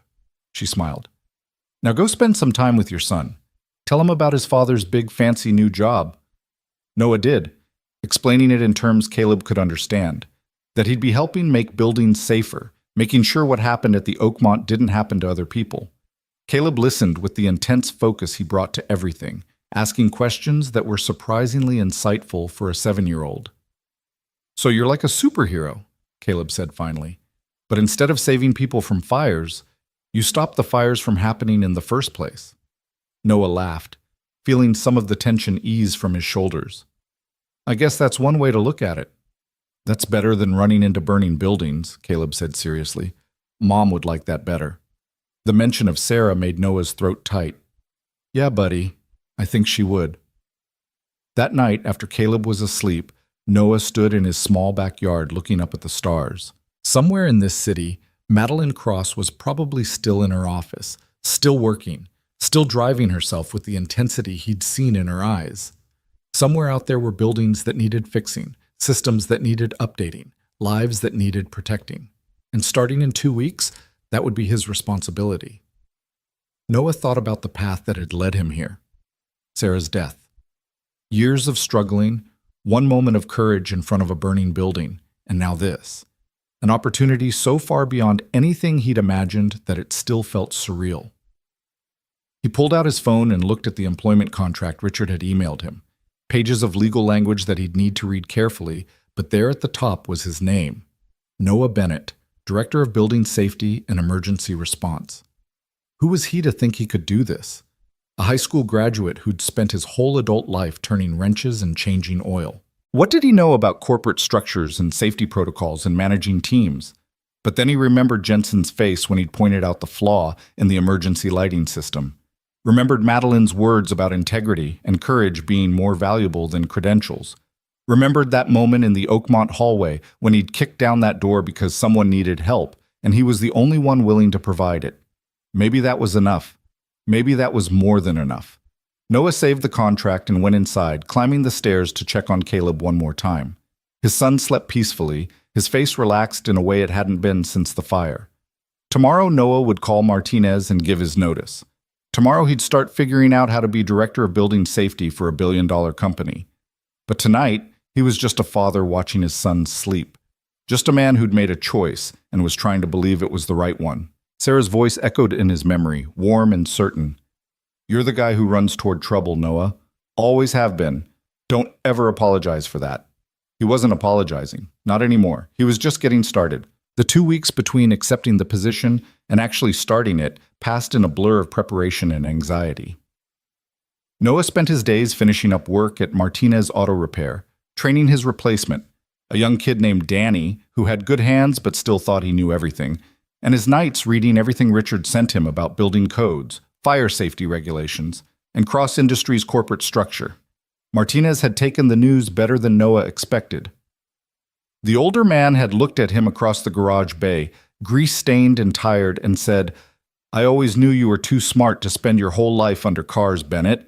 Go make something of yourself. Just don't forget where you came from. Noah promised he wouldn't, though part of him wondered if that was even possible. The world he was stepping into felt so far removed from this garage, with its smell of motor oil and its calendar girls, that Martinez refused to take down despite Carla from the front office complaining about them monthly. On his last day, the guys threw him a party of sorts, pizza and beer after hours. Stories about the worst repairs they'd tackled together. Promises to stay in touch that they'd probably keep for a few months before life got in the way. Danny gave him a wrench set as a going-away present. So you don't forget how to use your hands, the kid said, trying to sound tough but clearly emotional. When you're up in your fancy office, pushing papers. Noah accepted it with gratitude he couldn't quite voice. These people had been his family for 8 years. They'd brought casseroles when Sarah died, had slipped him extra hours when money was tight, had made sure Caleb had Christmas presents even when Noah couldn't afford them. Leaving felt like betrayal, even though they all insisted it wasn't. His first official day at Cross Industries started with an orientation that made him feel like he'd enrolled in a college course he wasn't qualified for. HR walked him through benefits packages, health insurance options that included things like executive wellness programs and concierge medical services that sounded made up. Richard showed him his office on the 27th floor, smaller than Madeline's but still 3 times the size of his living room, with windows facing west toward the mountains and furniture that probably cost more than his car. "This is too much," Noah said, standing in the doorway like entering might make it all real. "It's standard for director level," Richard assured him. "You should see the VP suites. They have private bathrooms with showers." He gestured to the desk, where a new laptop sat next to a phone with more buttons than seemed necessary. "Your credentials are all set up. It will come by this afternoon to walk you through the systems, and Madeline wants to see you at 10 for your first official meeting." After Richard left, Noah sat in his desk chair, leather, ergonomic, probably designed by someone with a PhD in sitting, and looked around at his new reality. Framed prints on the walls, a bookshelf waiting to be filled, a view that made Portland look like a toy city. His phone buzzed. A text from Caleb sent from Mrs. Henderson's phone. "Good luck on your first day, Dad. You're the best." The misspelling made Noah smile. He texted back a heart emoji, then felt immediately self-conscious about it. Was he supposed to use emojis in his new life? Did directors send heart emojis to their kids? He was still overthinking this when Madeline appeared in his doorway. She wore a navy blue suit today, her hair down instead of pulled back, the bandage on her cheek replaced by a small flesh-colored patch that was barely noticeable. "Settling in?" she asked. "Trying to figure out how to deserve this office," Noah admitted. "By doing the work." She entered, moving to his window. "Good view. You can see Mount Hood on clear days. I specifically requested this office for you." "Why?" "Because I want you to have a physical reminder of what's at stake. Out there," she gestured to the city below, "are all our properties. All the people living and working in them. That's not abstract. That's real. Every decision you make affects them." Noah joined her at the window. From this height, he could see the construction crane where the Oakmont had stood. They were already demolishing the damaged building, preparing to build something new. "No pressure, then." "Welcome to leadership." Madeline's tone was wry. "Come on, we have a meeting with Jensen and his team. They've finished revising the emergency power systems based on your input. I want you to sign off before we proceed." The conference room on the 28th floor was already full when they arrived. Jensen sat at the head of the table with 3 other engineers, all of them surrounded by laptops and tablets and enough technical documentation to fill a library. They stood when Madeline entered, a gesture of respect that seemed almost automatic. "Tom, everyone, you remember Noah Bennett." Madeline took her seat at the table's head, gesturing for Noah to sit beside her. "He'll be reviewing all our safety implementations going forward. Treat his approval as equivalent to mine." Noah caught the flicker of surprise on a few faces. One of the younger engineers, a woman with red hair pulled back in a severe bun, looked openly skeptical. But Jensen just nodded and launched into a presentation about the revised power redundancy systems. For the next 2 hours, Noah listened to technical specifications and engineering analyses that were mostly over his head. But occasionally, Jensen would pause and say, "Noah, does this make sense from a practical standpoint?" And Noah would think about it, really think about it, applying his mechanics' logic to their engineers' solutions. "The solar panels are good," he said during one such pause. "But what about winter? Portland gets, 3 months of real sunlight? You need battery capacity to handle extended cloudy periods." The red-haired engineer, her name tag read Sarah Chen, spoke up for the first time. "The batteries are rated for 72 hours of operation without charging. And if we get a week of clouds followed by a snowstorm that knocks out power," Noah challenged, "then an emergency happens on day 8? Sarah's expression shifted from skeptical to interested. "He's right. We need larger battery banks. It'll increase costs, but the redundancy is worth it." "Make it happen," Madeline said. "What else, Noah?" He felt their eyes on him, waiting, evaluating, wondering if he was really qualified for this, or if he was just the CEO's pet project. The weight of their judgment pressed down like physical force. But then he thought about the Oakmont hallway, the smoke and heat, the wet, struggling breathing that had led him to Madeline, the absolute certainty in that moment that doing the right thing mattered more than looking smart or avoiding mistakes. The emergency lighting placement, he said, pointing to one of the architectural drawings projected on the wall. You've got fixtures every 20 feet along the main corridors. What about the stairwells? Stairwells have their own emergency lighting, Jensen said. Code requires them at every landing. But if everyone's trying to evacuate at once, those stairwells are going to be packed, people panicking, pushing. What happens when someone falls and blocks the stairs? Noah stood and moved closer to the projection. You need lighting at multiple levels: ceiling, wall, floor. So even if the main fixtures are blocked by bodies or smoke, there's still illumination to guide people. Silence filled the room. Then Jensen said quietly, "That's brilliant. Simple, but brilliant. Why didn't we think of that?" "Because you're engineers," Noah said, not unkindly. "You think about optimal conditions. I think about when everything goes wrong." Sarah Chen pulled up her tablet and started typing rapidly. Multi-level emergency lighting. We can integrate LED strips at floor level, maintain the ceiling fixtures for primary illumination, and add wall-mounted directional markers at eye level. It'll be visible even through moderate smoke density. Cost impact? Madeline asked. Maybe 15% increase on lighting budget for affected buildings, Sarah said, still typing. But the safety improvement is substantial. We should implement this across all high-traffic facilities. The meeting continued, and gradually Noah felt the room's energy shift. They weren't humoring him anymore. They were listening, collaborating. By the time they broke for lunch, he'd contributed to revisions on emergency signage, evacuation route optimization, and fire door maintenance protocols. As people filed out, Jensen approached him. "That was good work in there, Noah. Really good. I'm sorry if we seemed skeptical at first. It's just, I'm a mechanic without a degree in a room full of engineers," Noah finished. "I get it, but I know what I'm talking about when it comes to things going wrong." "You do." Jensen extended his hand. "I'm looking forward to working with you, genuinely." After Jensen left, Madeline remained studying Noah with those penetrating gray eyes. "You handled that well.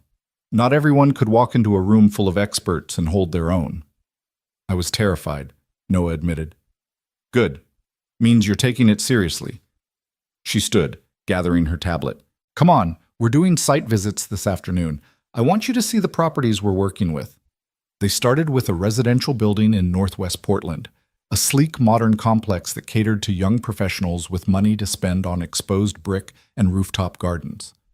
The building manager, a nervous man in his 40s named Dale, met them in the lobby and immediately launched into a defensive explanation about how they followed all regulations.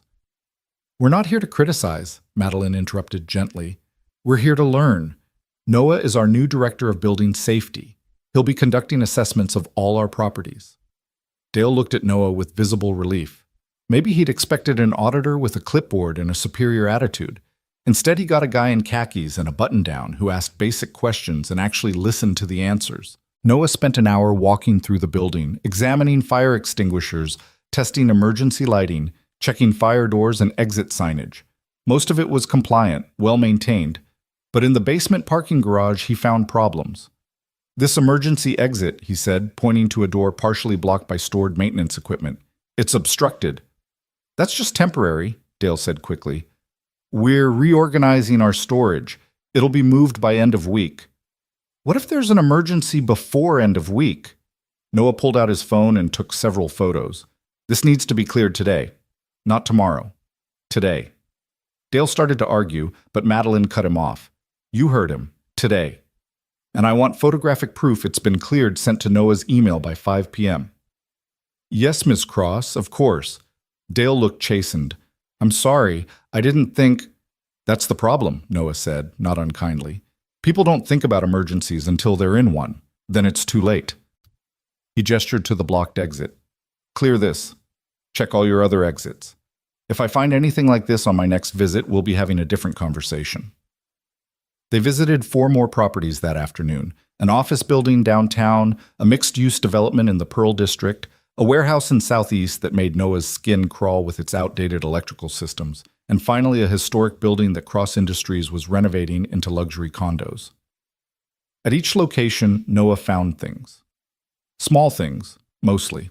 Blocked exits, expired extinguishers, emergency lighting that hadn't been tested in months. But also bigger issues. The warehouse needed its entire electrical system replaced. The historic building's renovation plans showed beautiful exposed beams but inadequate fire suppression coverage. By the time they returned to headquarters, it was after 6. The building had emptied out, leaving just the dedicated and the desperate still at their desks. Madeline led Noah to her office, poured 2 glasses of water from a crystal pitcher, and sank into one of her leather chairs with visible exhaustion. "You did good work today," she said. "Thorough, professional, firm without being aggressive. Dale was terrified of you by the end." "I wasn't trying to scare him," Noah said. "I just wanted him to understand why it matters." "You succeeded." Madeline sipped her water, studying him over the rim of the glass. "What did you think? Honestly?" "I think we have a lot of work to do," Noah said. "Most of what I saw today was compliant with regulations, but compliant isn't the same as safe. We need to do better." "Show me." Noah pulled out his phone and opened the photos he'd taken. "This warehouse, the one in Southeast. Even if we replace the electrical systems, the layout is fundamentally unsafe. The exits are at opposite ends of the building, which means if a fire starts in the middle, you've got people trying to evacuate in both directions through smoke and heat. We need additional emergency exits, mid-building, on both sides." "That'll require structural modifications," Madeline said. "Expensive ones." "Cheaper than lawsuits when someone dies," Noah said bluntly. "And definitely cheaper than the PR nightmare when it comes out that we knew about the problem and did nothing." Madeline was quiet for a moment, then nodded. "You're right. Draft a proposal. I'll take it to the board." They spent another hour going through Noah's findings, prioritizing issues, discussing solutions. Madeline asked sharp questions that forced Noah to think through his recommendations, to justify his concerns with more than just gut instinct. It was challenging in a way he hadn't expected, intellectually demanding, requiring him to articulate the practical knowledge he'd always just known. "You're good at this," Madeline said finally, closing her tablet, "at breaking down complex problems into actionable steps." "It's just troubleshooting," Noah said. "Same thing I did with cars. Find the problem, figure out the fix, implement it. Except the stakes are higher." "Yeah." Noah thought about the people living in those buildings, working in those offices, parking in those garages. "The stakes are a lot higher." Madeline stood and moved to her window, looking out at Portland's evening lights. The city sparkled below them, beautiful and fragile and full of people going about their lives completely unaware of the man in this office who was now responsible for their safety. "Can I tell you something?" she asked without turning around. "Of course." "I haven't slept well since the fire." Her voice was quiet, vulnerable in a way Noah hadn't heard before. "Every night, I close my eyes, and I'm back in that apartment. The smoke, the heat, the certainty that I was going to die. And then I wake up, and I'm here, in this office, with all this responsibility, and I wonder if I'm doing enough. If all these plans and programs and safety initiatives will actually matter when the next emergency happens." Noah joined her at the window. "They'll matter." "How do you know?" "Because you care," he said simply. "That's the difference. You're not doing this because it looks good or because it's profitable. You're doing it because you understand what happens when we fail."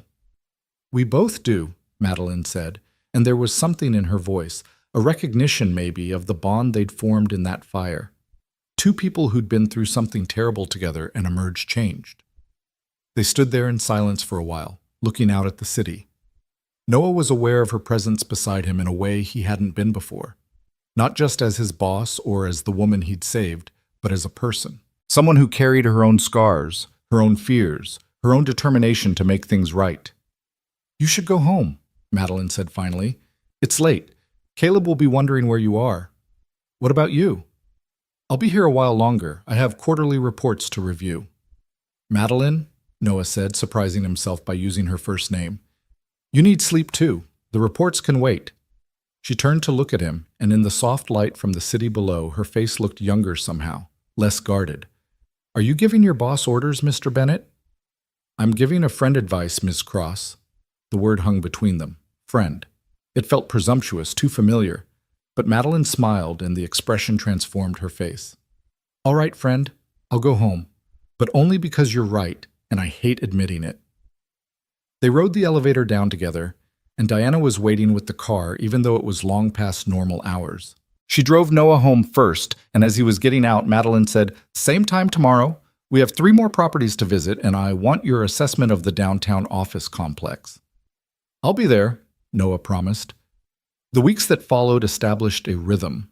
Noah would arrive at the office early, spend mornings in meetings with engineers and architects and project managers, have lunch at his desk while reviewing technical specifications. He was slowly learning to understand and spend afternoons doing site visits with Madeline. The site visits became his favorite part of the day. Out in the field, away from conference rooms and PowerPoint presentations, he felt competent, useful. He could point to a fire door and explain why its closer mechanism needed adjustment. He could test emergency lighting and know instantly if it was adequate. He could walk through a building and sense its weaknesses the way he'd once sensed a car's problems from the sound of its engine. And Madeline, she was the revelation in these visits. In her office, she was all business, decisive, commanding, occasionally intimidating. But in the buildings, talking to managers and maintenance staff, she became warmer, more accessible. She remembered names, asked about families, made people feel like they mattered. "You're good with people," Noah commented one day as they left a property where the manager had been initially hostile and left practically eating out of Madeline's hand. "I have to be," she said. "My father taught me that a company is only as good as its people.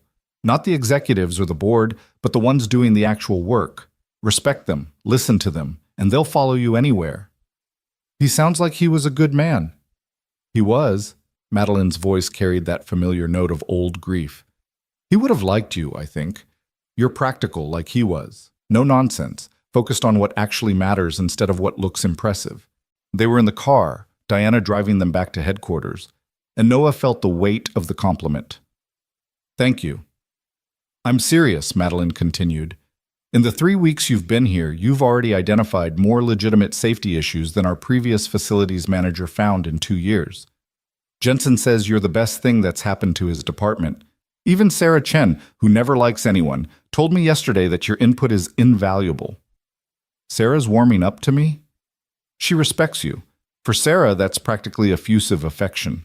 Madeline smiled. "You've earned your place here, Noah. I hope you know that." But respect from colleagues was one thing. Respect from the board was another matter entirely. Noah's first board presentation happened on a Thursday in late autumn. Madeline had prepared him as much as possible, coaching him on how to present findings, how to handle questions, how to deal with board members who would see him as an outsider and a threat to their bottom line. "They're going to push back on costs," she warned him the night before. "Especially Morrison. He's old school, believes in minimal compliance and maximum profit. Don't let him bully you." The boardroom was on the 30th floor, all dark wood and leather chairs and a table that could seat 20. The board members were exactly what Noah expected, mostly men in their 50s and 60s, expensive suits, the kind of casual arrogance that came from decades of being listened to. Morrison turned out to be a silver-haired man with cold eyes and a smile that didn't reach them. He looked at Noah the way someone might examine a bug under glass, with clinical detachment and faint distaste. "Mr. Bennett," he said when Madeline introduced Noah. "The mechanic. Director of Building Safety," Madeline corrected sharply. "Noah has been conducting comprehensive assessments of our properties. He's here to present his findings and recommendations." Noah stood at the head of the table, pulling up his presentation on the massive screen behind him. His hands wanted to shake, but he forced them steady. These people might have money and power, but he had something they didn't. He'd been in the fire. He'd felt what happened when their systems failed. "Good afternoon," he began, his voice stronger than he felt. "Over the past 3 weeks, I've visited 47 of our properties across Oregon and Washington. I've identified approximately 200 safety issues ranging from minor to critical. Today I'm going to walk you through the most serious findings and my recommendations for addressing them." He clicked to the first slide, a photo of the Southeast warehouse with its outdated electrical systems. This facility represents our highest risk. The electrical infrastructure is 40 years old, has been repeatedly patched rather than properly upgraded, and is operating at 80% of its rated capacity. The fire risk is substantial. We've had that building inspected twice in the past 5 years, Morrison interrupted. It passed both times. It passed because inspectors checked for code compliance, not actual safety, Noah said evenly. Code is the minimum standard, Mr. Morrison. It's the lowest bar we're legally required to clear. I'm not interested in minimum standards when people's lives are at stake. A few board members shifted uncomfortably. Morrison's eyes narrowed. And what do you propose? Spending millions to replace systems that are technically functional? Yes. Noah clicked to the next slide. Cost estimates for the electrical upgrade. $8.3 million to completely replace the electrical infrastructure, add redundant systems, and bring the facility up to current best practices. Or we can wait until there's a fire, shut the building down, face lawsuits and criminal negligence charges, and spend 3 times that much on settlements. That's speculative, Morrison said. You can't know there will be a fire. You're right. I can't know. But I can calculate risk, and the risk here is unacceptable. Noah met Morrison's eyes directly. I was pulled from a burning building 3 weeks ago. I watched firefighters battle a blaze that nearly killed me and Ms. Cross. That building had passed inspections too. It was technically compliant, and it still almost killed people. The room went quiet. Even Morrison seemed momentarily at a loss for words. Madeline spoke into the silence. Noah's recommendations are based on practical experience and genuine concern for safety. I'm asking this board to approve his proposals, starting with the most critical facilities. All of them? A woman board member, Patterson, Noah remembered, spoke up. That's $160 million over 3 years. Yes, Madeline said simply. It's expensive, it's necessary, and it's what we're going to do. The debate that followed was intense. Morrison led the opposition, arguing about costs and shareholder returns and maintaining competitive profit margins. But other board members, particularly Patterson and a younger man named Kim, supported Noah's proposals, asking detailed questions about implementation timelines and expected outcomes. Noah answered each question as honestly as he could, admitting when he didn't know something but explaining his reasoning when he did. He showed them photos of blocked exits, failed emergency lighting, inadequate fire suppression systems. He walked them through worst-case scenarios, not to scare them, but to make them understand what was at stake. By the end of his presentation, even Morrison looked grudgingly impressed, though he maintained his opposition to the costs. The vote came down to a narrow margin, 7-5 in favor of approving Phase 1 of Noah's proposals, which covered the most critical facilities. It wasn't everything he'd asked for, but it was a start. You did well in there, Madeline said afterward, back in her office. Morrison is never going to like you, but you earned respect today. That's more important. I thought I was going to throw up, Noah admitted, collapsing into one of her chairs. You didn't show it.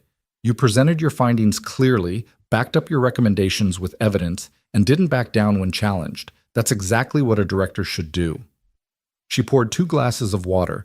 It had become their ritual after difficult meetings. I'm proud of you, Noah. The words hit harder than they should have. When was the last time someone had said they were proud of him? Sarah, maybe, years ago.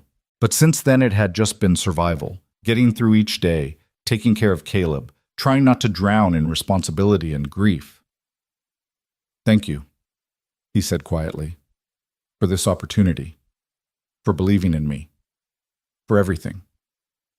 You've earned it, Madeline said, and the way she looked at him made something shift in Noah's chest, something he wasn't quite ready to examine too closely.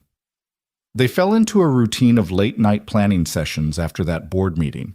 2 or 3 times a week, after everyone else had gone home, Noah would end up in Madeline's office reviewing proposals or discussing strategy or just talking about the work, about what they were trying to build, about the culture they wanted to create. These conversations ranged from technical to personal. Madeline told him about her years building the company, about the sacrifices she'd made, relationships that failed because she worked too much, friendships that faded because she didn't have time, about the loneliness of being at the top, of making decisions that affected thousands of people. of never being sure if people liked her or just her money and power. Noah told her about Sarah, about meeting her in college, about their wedding in a tiny chapel with 15 people attending, about watching her slowly fade during the cancer treatment, about the guilt he still carried, that maybe if he'd had better insurance, if he'd made more money, if he'd been able to afford better doctors, she might have lived. "You can't think like that," Madeline said softly one evening as they sat in her office watching the city lights. "You did everything you could with what you had. Sarah knew you loved her. That's what mattered." "I hope so," Noah said. "Some days I'm not sure." "Caleb knows," Madeline said. "The way you talk about him, the way you've built your life around giving him stability, that's love. That's honoring her memory." They talked about Caleb often, about how he was adjusting to Noah's new job, about his soccer games that Noah now had flexibility to attend, about the security of knowing they had health insurance and a savings account and didn't have to worry about making rent. "You should bring him by sometime," Madeline suggested one evening. "Let him see where his dad works. I'd like to meet him properly." So the following Saturday, Noah brought Caleb to the office. The building was mostly empty, just security guards and a few weekend warriors catching up on work. Caleb's eyes went wide when they entered the lobby with its marble floors and modern art. "Dad, this is where you work?" His voice echoed in the vast space. 27th floor, Noah confirmed, leading him to the elevator. Madeline met them at Noah's office, dressed casually in jeans and a sweater that made her look younger, more approachable. "You must be Caleb. I've heard so much about you." Caleb studied her with the serious scrutiny only children can manage. "You're the lady from the fire." "I am," Madeline confirmed. "Your dad saved my life." "I know, he's good at that." Caleb moved closer to Noah. "Are you okay now? Did your burns heal?" "They did, thanks to your father getting me out when he did." Madeline knelt down to Caleb's level. "You know what? Your dad is doing really important work here. He's making sure other people don't have to go through what we did." "Like a superhero," Caleb said, and Noah felt his face heat with embarrassment. "Exactly like a superhero," Madeline agreed. "Want to see what superheroes do in tall buildings?" She spent an hour showing Caleb around. His dad's office with its mountain view, the break room with its fancy coffee machines, the conference room where important meetings happened. She explained what Noah did in terms an 8-year-old could understand, making it sound exciting and important and heroic. Noah watched them interact, Madeline patient and warm with his son, Caleb gradually relaxing and asking questions with his usual endless curiosity. Something in his chest tightened, a feeling he couldn't quite name. Not attraction, exactly, though he'd be lying if he said he hadn't noticed how her smile changed her whole face, how her intelligence and passion made her compelling in ways that had nothing to do with her looks or money. No, this was something else, something like recognition, like two people who'd been through trauma together finding unexpected companionship in its aftermath. "Your dad's pretty great," Madeline said to Caleb as they stood at Noah's window looking out at Mount Hood. "You're lucky to have him." "I know," Caleb said seriously. "He's all I have left, so he's not allowed to run into any more burning buildings." Madeline glanced at Noah, something soft in her expression. "I'll make sure he doesn't have to. That's part of what we're doing here, making sure the buildings don't burn in the first place." After they left, driving home with Caleb chattering about Ms. Cross's fancy office and all the cool safety equipment she'd shown him, Noah felt something shift, a door opening in his heart that he'd kept closed since Sarah died. Not love. It was too soon for that. Maybe it would always be too soon. But possibility. The chance that maybe, eventually, there could be something more than just work between him and Madeline. The thought terrified him almost as much as the fire had. Over the following weeks, Noah threw himself into the work with renewed focus. Phase 1 implementations began, starting with the Southeast Warehouse's electrical overhaul. He spent days on site, working with contractors and engineers, making sure every detail was right. Madeline often joined him, rolling up her sleeves and climbing through construction zones in designer jeans and safety helmets that probably cost more than Noah's first car. They made a good team. Noah provided practical insight and mechanical knowledge. Madeline handled budgets and contractors and bureaucratic obstacles. Together, they pushed the project forward faster than anyone expected. You're a natural leader, Sarah Chen told Noah one day on site. She'd started joining their inspections, bringing her engineering expertise to complement Noah's practical knowledge. The contractors respect you. They listen when you talk. Because I've actually done this kind of work, Noah said. I speak their language. It's more than that, Sarah insisted. You give a damn. They can tell. Maybe she was right. Noah did give a damn about the work, about the people whose safety depended on getting it right, about building something that would last beyond his time here. And increasingly, he gave a damn about Madeline, about her vision, her determination, the way she'd transformed her own near-death experience into a mission that could save countless lives. They were working late one evening in early December, reviewing Phase 2 proposals in Madeline's office while snow fell softly outside, when she suddenly said, "Can I ask you something personal?" Noah looked up from his laptop. "Sure. Are you happy? With this job, this life?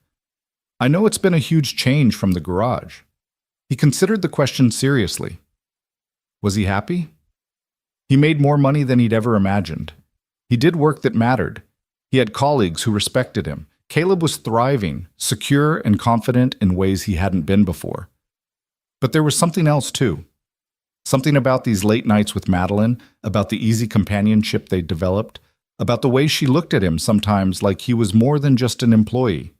"I'm happy," he said finally, "more than I've been since Sarah died. This job, what we're building here, it gives me purpose, makes me feel like I'm making a difference." "You are," Madeline said softly. "More than you know." They held each other's gaze for a moment too long, and Noah felt that shift again. That door opening wider, possibility becoming something more tangible. Then Madeline's phone buzzed with an alert, and the moment passed. But something had changed between them, something neither was quite ready to acknowledge, but both felt building like pressure before a storm. The work continued. Phase 1 completed on schedule and under budget. Phase 2 launched with board approval, buoyed by positive media coverage about Cross Industries' commitment to safety. Noah's reputation grew, not just within the company, but in the wider industry. He got invited to speak at safety conferences, to consult on other companies' building assessments, to write articles for trade publications. "You're becoming famous," Madeline teased one evening, showing him an article in a building management magazine that called him the practical philosopher of fire safety. "That's ridiculous," Noah said, embarrassed. "It's accurate. You've changed how people think about safety. You've made it about more than just compliance and checklists. You've made it about humanity." She looked at him with something that might have been pride or might have been something deeper. "You've changed me too, Noah. Made me remember why this company exists, what my father would have wanted it to be." "I think you'd have remembered that anyway," Noah said. "The fire just gave you the push you needed." "Maybe. But you've been here for every step since, working beside me, believing in this mission, helping make it real." She paused, seeming to wrestle with words. "I don't know if I've said this enough, but thank you. For everything. For saving my life that night. For taking this job when you had every reason not to. For being exactly who you are." Noah felt his throat tighten with emotion. "You've given me more than I've given you. A career, security for my son, purpose. I should be thanking you." "Then let's call it even," Madeline said, smiling. "Partners in building something that matters." Partners. The word felt right. They were partners, in work certainly, but increasingly in something else. Something neither had named yet, but both felt growing stronger with each late night, each shared victory, each moment of understanding that passed between them. Snow fell heavier outside, and Portland transformed into a winter wonderland below them. Noah thought about the path that had led here, through grief and struggle, and one moment of desperate courage, about how saving one life had somehow saved his own, too. He wasn't ready for what came next, wasn't ready to open his heart fully, to risk the kind of pain that came with loving someone when you'd already lost everything once. But maybe, just maybe, he was ready to try. And from the way Madeline looked at him in the soft office light, snow falling outside like a benediction, she was ready too. Winter deepened over Portland, and with it came the kind of clarity that only cold air and short days could bring. Noah found himself thinking more about the future, not just the next inspection or the next board meeting, but the actual shape his life might take. For 4 years since Sarah's death, he'd been in survival mode, each day about getting through to the next. Now, for the first time, he could imagine something more. The fire prevention program's success exceeded even Madeline's ambitious projections. By January, they'd completed Phase 1 across all critical facilities and were halfway through Phase 2. The media attention brought consulting requests from other companies, and Madeline had begun developing a certification program that could become an industry standard. "We're creating a legacy," she told Noah one morning in her office, reviewing proposals for Phase 3, "something that will outlive both of us, something that actually matters." Noah studied the woman across from him, her gray eyes bright with enthusiasm, her hands gesturing as she explained her vision for expansion. The bandage was long gone from her cheek, leaving only a faint scar that she'd decided not to have removed. "Reminders are important," she'd said when he'd asked about it. "This one tells me why I do what I do." They'd grown close over these months, closer than Noah had been with anyone since Sarah. Their relationship existed in a strange space between professional and personal, between partnership and something that felt increasingly like more. They never discussed it directly, never acknowledged the way their hands would brush when reviewing documents, or the way their conversations would drift from work to philosophy to dreams neither had shared with anyone else. Mrs. Henderson noticed, of course. She noticed everything. "You talk about her a lot," she commented one Sunday when she'd come over for dinner, a tradition they'd maintained even as Noah's life had transformed. Caleb was in the living room, absorbed in a book about volcanoes, giving them a moment of privacy in the kitchen. "She's my boss," Noah said, focusing intently on stirring the pasta sauce. "We work together closely." "Mm-hmm." Mrs. Henderson's tone suggested she wasn't buying it.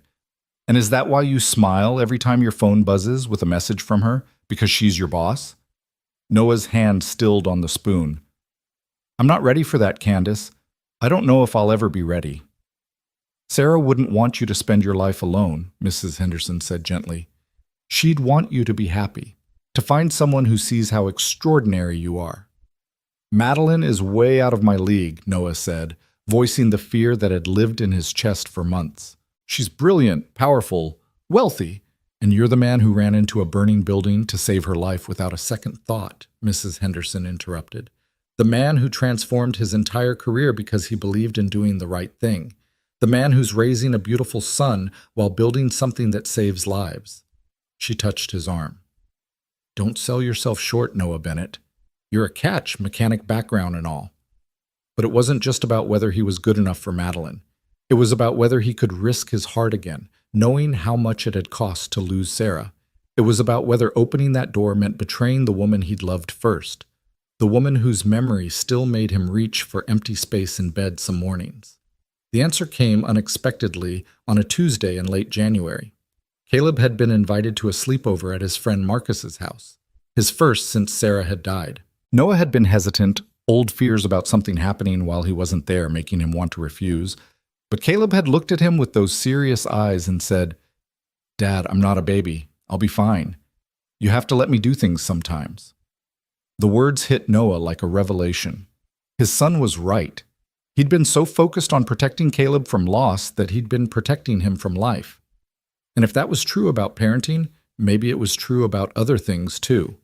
So he'd said yes to the sleepover and found himself at 7 o'clock on a Tuesday evening with no plans and an empty house. He was standing in his kitchen trying to decide between leftover pizza and actually cooking when his phone rang. Madeline's name lit up the screen. "Hey," he answered. "What's up? Are you busy tonight?" Her voice carried a note of uncertainty he rarely heard. "I know it's last minute, but I was wondering if you'd like to have dinner. Not work dinner, just dinner, as friends." Noah's heart did something complicated in his chest. "Caleb's at a sleepover. I'm actually free." "Really? That's great." Was she nervous? "There's this Italian place in the Pearl District, Osteria Nonna. Do you know it?" "I've walked past it about 100 times but never been inside, because it was the kind of place where entrees cost what he used to spend on groceries for a week." "Meet me there at 8, Madeline asked. "And Noah, wear something nice. Not for me, for yourself." You deserve to feel good in a place like that. After she hung up, Noah stood in his kitchen for a full minute, processing what had just happened. Then he took the stairs 2 at a time to his bedroom and opened his closet. He'd bought a few new clothes since starting at Cross Industries. Decent shirts, a couple pairs of slacks that actually fit. In the back, protected by a garment bag, hung the one suit he owned. He'd bought it for Sarah's funeral and hadn't worn it since. He pulled it out, ran his hand over the dark fabric. Would Sarah be okay with this? Would she understand that moving forward didn't mean forgetting her? But he knew the answer. Sarah had always been practical, even in her grief about leaving them. "Promise me you'll find happiness again," she'd whispered near the end, her voice barely audible. "Promise me you won't stop living just because I have to." He'd promised. And maybe it was time to keep that promise. Osteria Nonna was everything he'd imagined. Intimate lighting, exposed brick walls, the kind of quiet elegance that spoke of money without shouting about it. The hostess led him to a corner table where Madeline already sat, and Noah's breath caught. She wore a deep blue dress that made her gray eyes luminous, her dark hair falling loose around her shoulders instead of pulled back in its usual professional style. She looked up when he approached, and her smile was warm and genuine and slightly nervous. "You came," she said, standing. "Of course I came." Noah suddenly wasn't sure if he should hug her or shake her hand or what the protocol was for dinner with your boss who might be becoming something more. Madeline solved the dilemma by kissing his cheek lightly, a gesture that felt European and sophisticated and made his face heat. They sat, and a waiter appeared immediately with menus and a wine list. Noah glanced at the prices and felt his old instincts kick in, the ones that calculated cost per meal and whether spending this much on dinner was responsible when it could go into Caleb's college fund. "Don't look at the prices," Madeline said quietly. "Please, this is my treat and I can afford it. Just order what sounds good." "This is too much," Noah protested. "It's not enough," Madeline countered. "Noah, you've given me back something I thought I'd lost. Purpose, direction, hope. Let me buy you dinner without it being complicated." So he did. He ordered pasta that came with truffle shavings and cost more than he used to make in a day. He drank wine that probably had vintages and regions and all sorts of things he knew nothing about. And he talked with Madeline, not about work, not about building codes or safety protocols, but about life. She told him about growing up wealthy, about the isolation that came with private schools and bodyguards, about never being sure if people liked her or her family's money, about the pressure of inheriting her father's company at 26, of being so young and so determined to prove herself that she'd sacrificed everything else. "I'm 41, she said, swirling wine in her glass. "I've built an empire. I've been on Forbes lists and magazine covers. I've succeeded by every measure that matters in business. But I don't have friends, not real ones. I haven't had a relationship that lasted more than 6 months in 15 years. I've been alone in every way that matters except professionally." "That sounds lonely," Noah said softly. "It was. It is." She met his eyes. "Until recently. Until I met someone who saw me. Not my money or my power or my company, but me. Who treated me like a person instead of a position." Noah felt the weight of what she wasn't quite saying. "Madeline, let me finish," she interrupted gently. "I know this is complicated. You're my employee, technically, though I've never thought of you that way. You're still grieving your wife. You have a son who needs stability. There are 1,000 reasons why this," she gestured between them, "shouldn't happen. But Noah, I can't stop thinking about you, about the conversations we have late at night in my office, about how you make me laugh with your dry observations about corporate culture, about how safe I feel when you're around, like nothing bad could happen because you just fix it with that quiet competence you have." Noah's heart hammered against his ribs. "I think about you too," he admitted, "more than I should, more than I know what to do with." "What are we going to do about it?" Madeline asked, and her voice carried vulnerability he'd never heard from her in any boardroom. "I don't know," Noah said honestly. "I'm terrified, if I'm being truthful. Sarah was my whole world. When she died, I thought that part of my life was over, that I'd had my chance at love and lost it, and that was just how things were. And now? Now I think maybe I was wrong. Maybe we get more than one chance. Maybe running into that fire led me to more than just saving your life. He reached across the table, and Madeline met him halfway, her hand warm in his. But I'm scared of messing this up, of hurting you, of failing at this the way I failed at keeping Sarah alive. You didn't fail her, Madeline said firmly. Cancer failed her, medicine failed her, but you loved her with everything you had, and that's not failure. She squeezed his hand. And you're not going to hurt me by being honest about how you feel. We can take this slowly. We can figure it out together. We don't have to rush into anything. The waiter arrived with their entrees, and they separated, the moment broken but not lost. They ate and talked about lighter things, Caleb's obsession with volcanoes, Madeline's terrible attempts at learning to cook, Noah's ongoing bewilderment at office politics. The conversation flowed easily, punctuated by laughter and comfortable silences that felt natural rather than awkward. Over dessert, tiramisu that Noah was pretty sure violated some law about how good food was allowed to taste, Madeline said, I'm launching the safety certification program in March. It's going to be big. National press, industry leaders, the whole thing. I want you there beside me, not as my employee, but as the co-founder of something that's going to change how buildings are maintained across the country. Co-founder? Noah raised his eyebrows. That's a bit much. This was all your vision. It was my vision, but you made it real. Your practical knowledge, your insistence on actually caring about people instead of just checking boxes, that's what transformed this from a corporate initiative into something meaningful. She pulled out her phone and showed him a press release draft. See? Developed by Madeline Cross and Noah Bennett, the Cross-Bennett Safety Certification Program represents a new standard in building safety and emergency preparedness. Noah stared at his name beside hers, feeling the weight of it.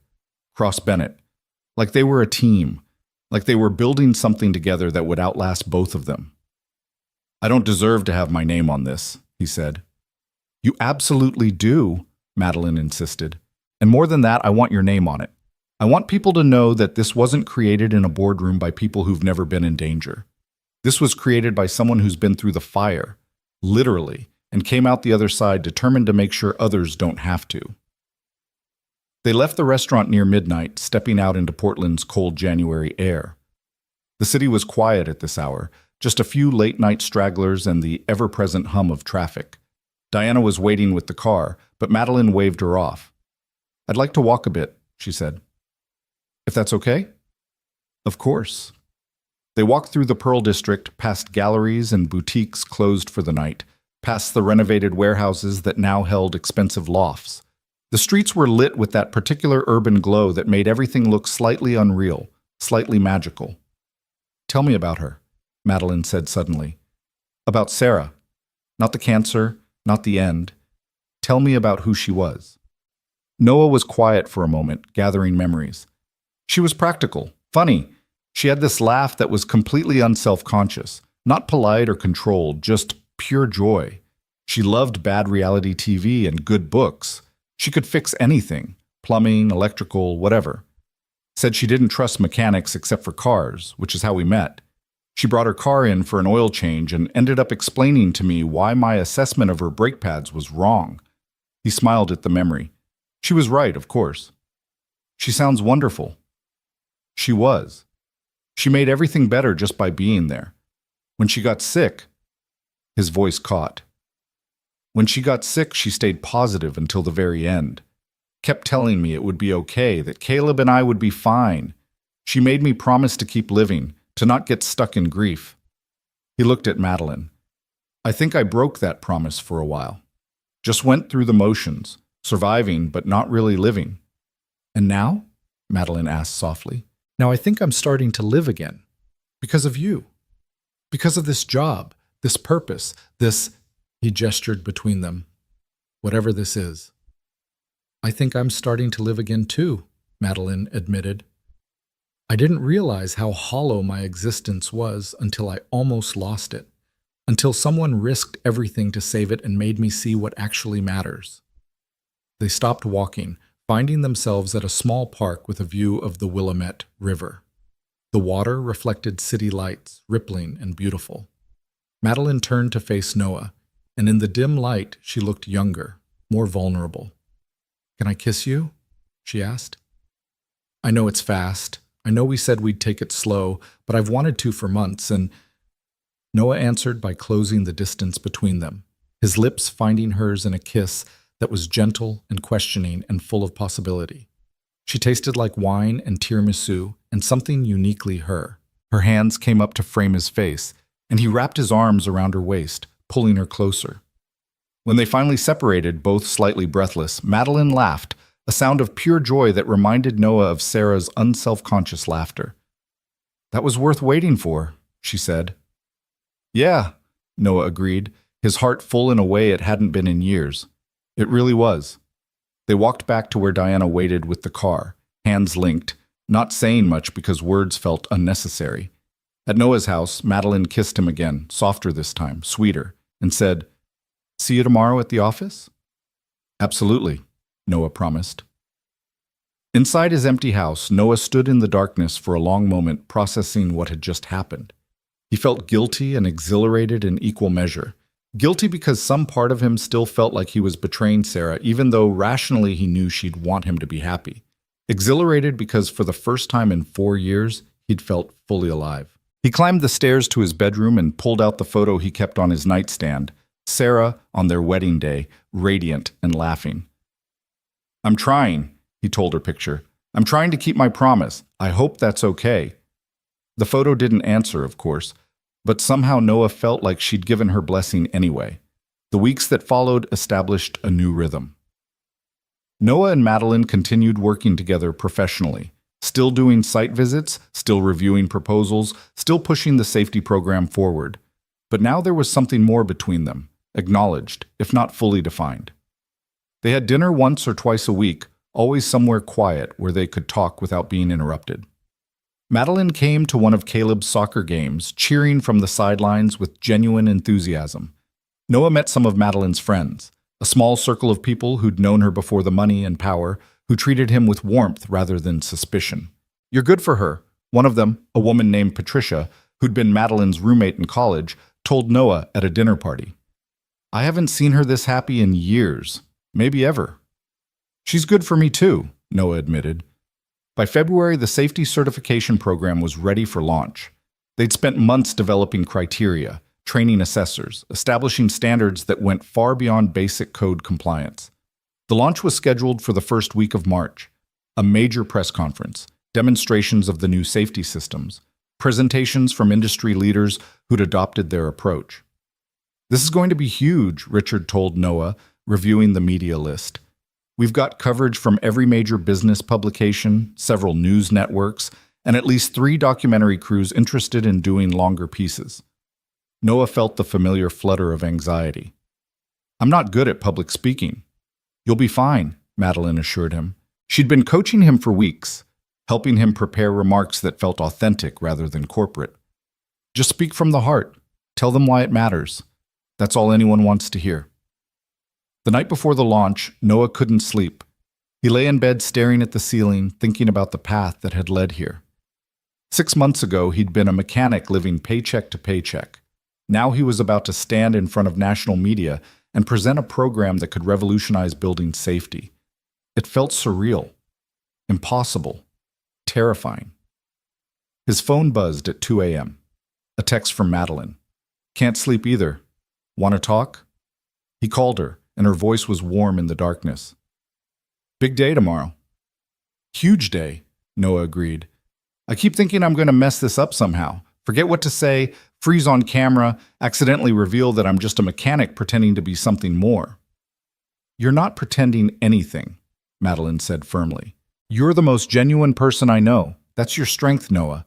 People trust you because you're real. Just be yourself tomorrow. That's more than enough." "What if I let you down?" "You won't. But even if you did, even if tomorrow was a complete disaster, it wouldn't change how I feel about you. About us." She paused. "I love you, Noah. I've been trying to find the right time to say it, but I realize there isn't a right time. There's just the truth. I love you." Noah's breath caught. He'd known, of course, had felt it in the way she looked at him, in her patience with Caleb, in the way she'd woven herself into his life so seamlessly it was hard to remember what things had been like before her. but hearing her say it made it real in a way nothing else had.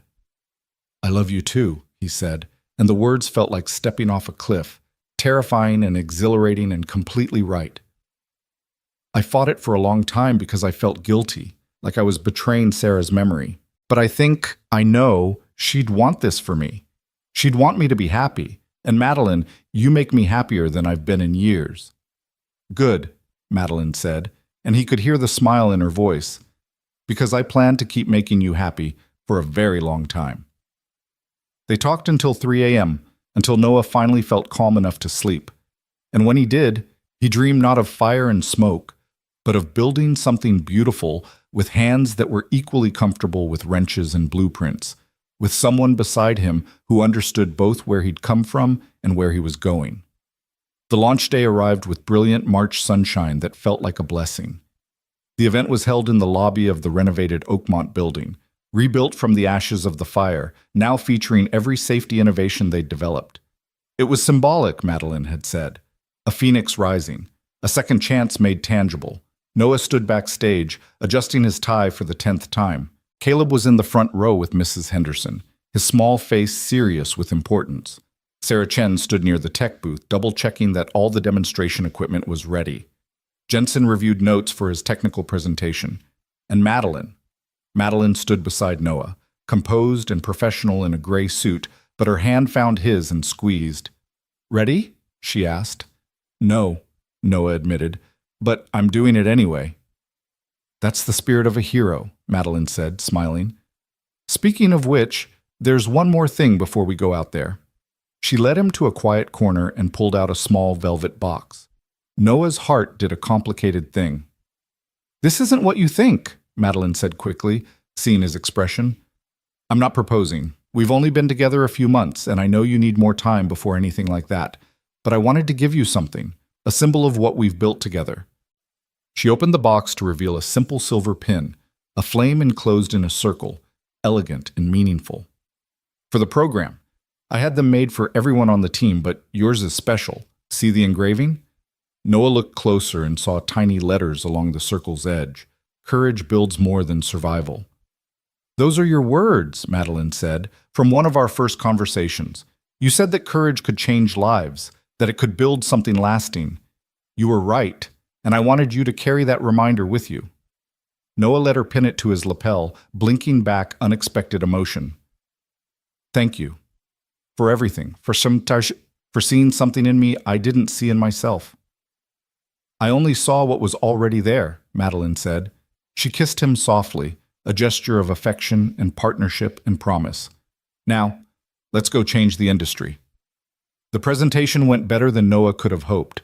Madeline spoke first, outlining the program's vision with the polish of someone who'd given 1,000 presentations. Then Noah took the stage, and for a moment the lights and cameras and crowd of industry professionals made his mind go blank. Then he saw Caleb in the front row, giving him a thumbs up, saw Mrs. Henderson dabbing at her eyes, saw Sarah Chen and Jensen and all the people who'd worked so hard to make this real, and he found his voice. "6 months ago, I was a mechanic," he began, his voice steady despite his nerves. "I fixed cars for a living. I was good at it, but I never thought I'd be standing here talking to you about building safety and emergency preparedness. Then something happened that changed my life. A fire. A decision to run toward danger instead of away from it. And that moment, that single moment of action, led to everything that came after." He told them about pulling Madeline from the burning building, about the failures that had led to that fire, about the choice to transform tragedy into purpose, to build something that would prevent others from facing the same danger. "This program isn't about regulations or compliance or checking boxes," Noah continued. "It's about recognizing that behind every building code and safety standard are real people. People with families, with dreams, with lives that matter. People who deserve to feel safe in their homes and workplaces. People who deserve to know that someone cared enough to do more than the minimum." He walked them through the key innovations, the multi-level emergency lighting, the redundant power systems, the enhanced evacuation protocols. He showed videos of the new technologies in action, explained how each element had been designed with real emergencies in mind. "We created this because we know what happens when systems fail," Noah said, his voice carrying the weight of lived experience. Because we've been in the fire, and we came out determined to make sure others don't have to face those flames. This isn't theoretical for us. It's personal.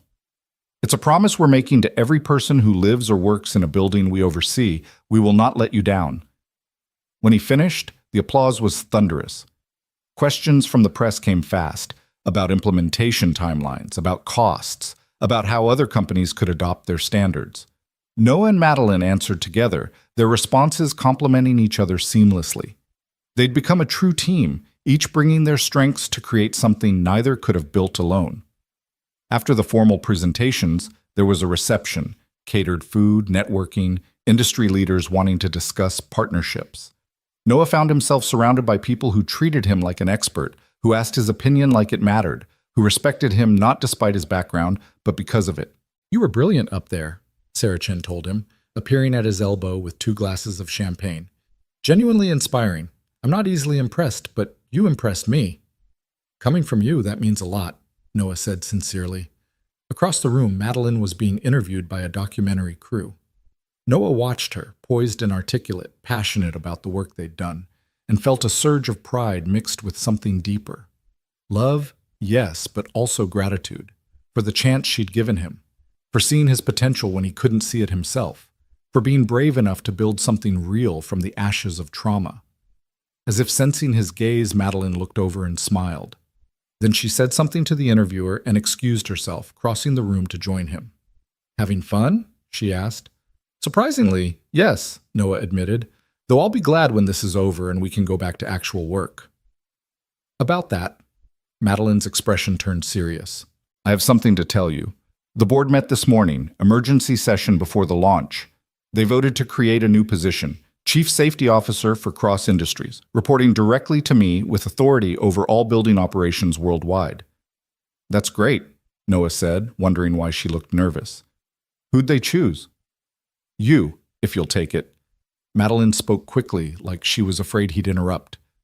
"It comes with a significant raise, stock options, a seat at the executive table. It would mean more responsibility, more travel, more pressure.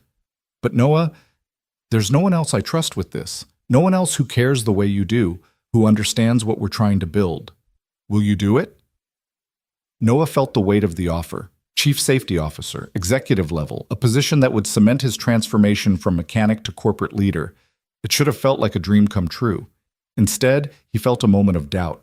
Would taking this position mean losing himself? Would it mean becoming the kind of person he'd always resented, disconnected from real work, making decisions from boardrooms without understanding their impact?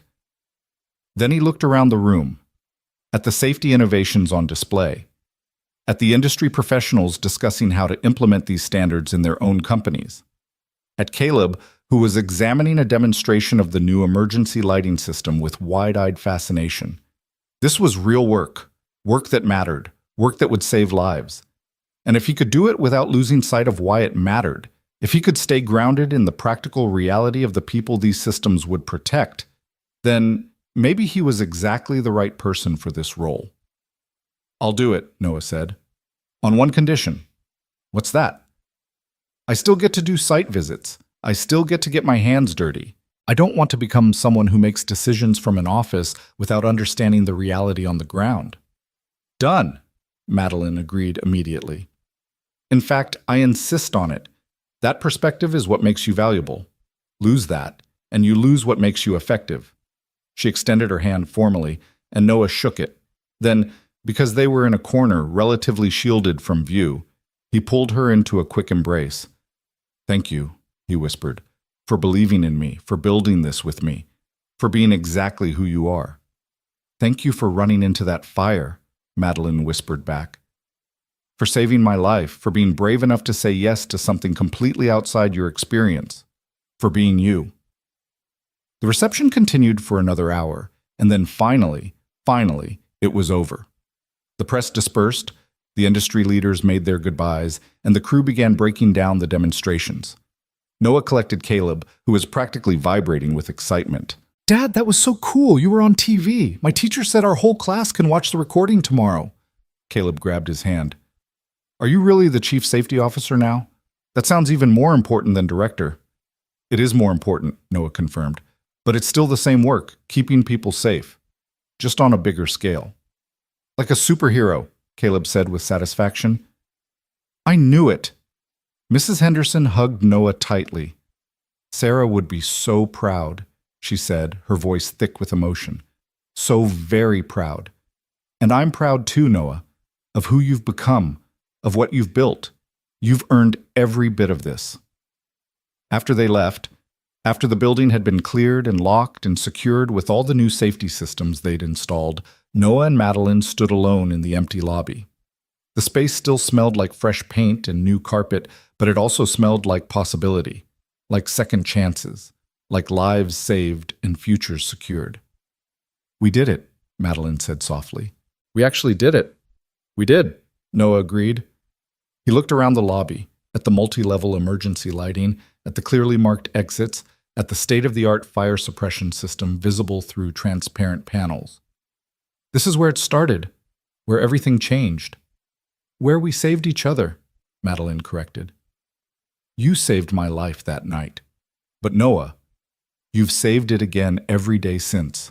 You've given me purpose, direction, someone to build something meaningful with, someone to love who sees me, really sees me, not just the money or power. Noah turned to face her fully, taking both her hands in his. I was just surviving before, going through motions, taking care of Caleb, doing my job, but not really living. You changed that. You gave me a reason to be more than just a father or a mechanic. You made me believe I could be someone who makes a real difference. You always were that person, Madeline said. I just gave you a platform to show it. They stood there in the empty lobby.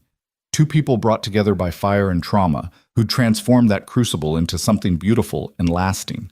A partnership that had become love. A moment of courage that had become a legacy. I want to show you something, Madeline said suddenly.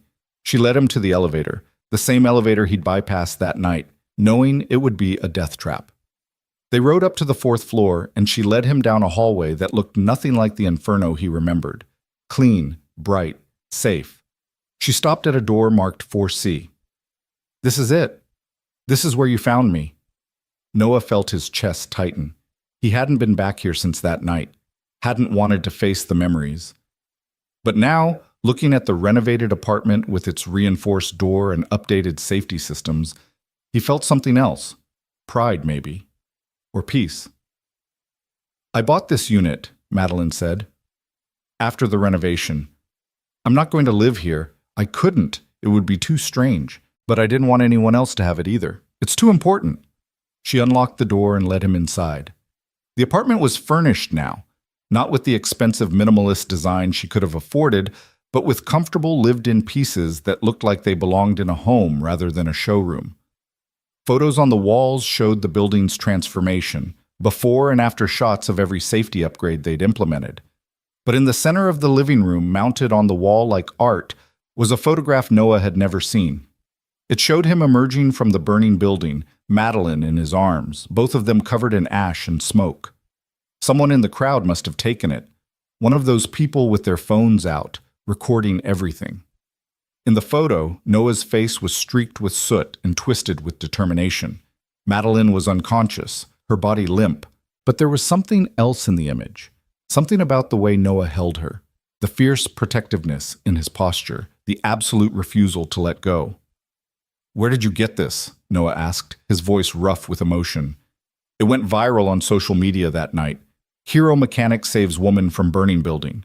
Millions of views. Madeline stood beside him, looking at the photo. I had it printed and framed because I never want to forget this moment.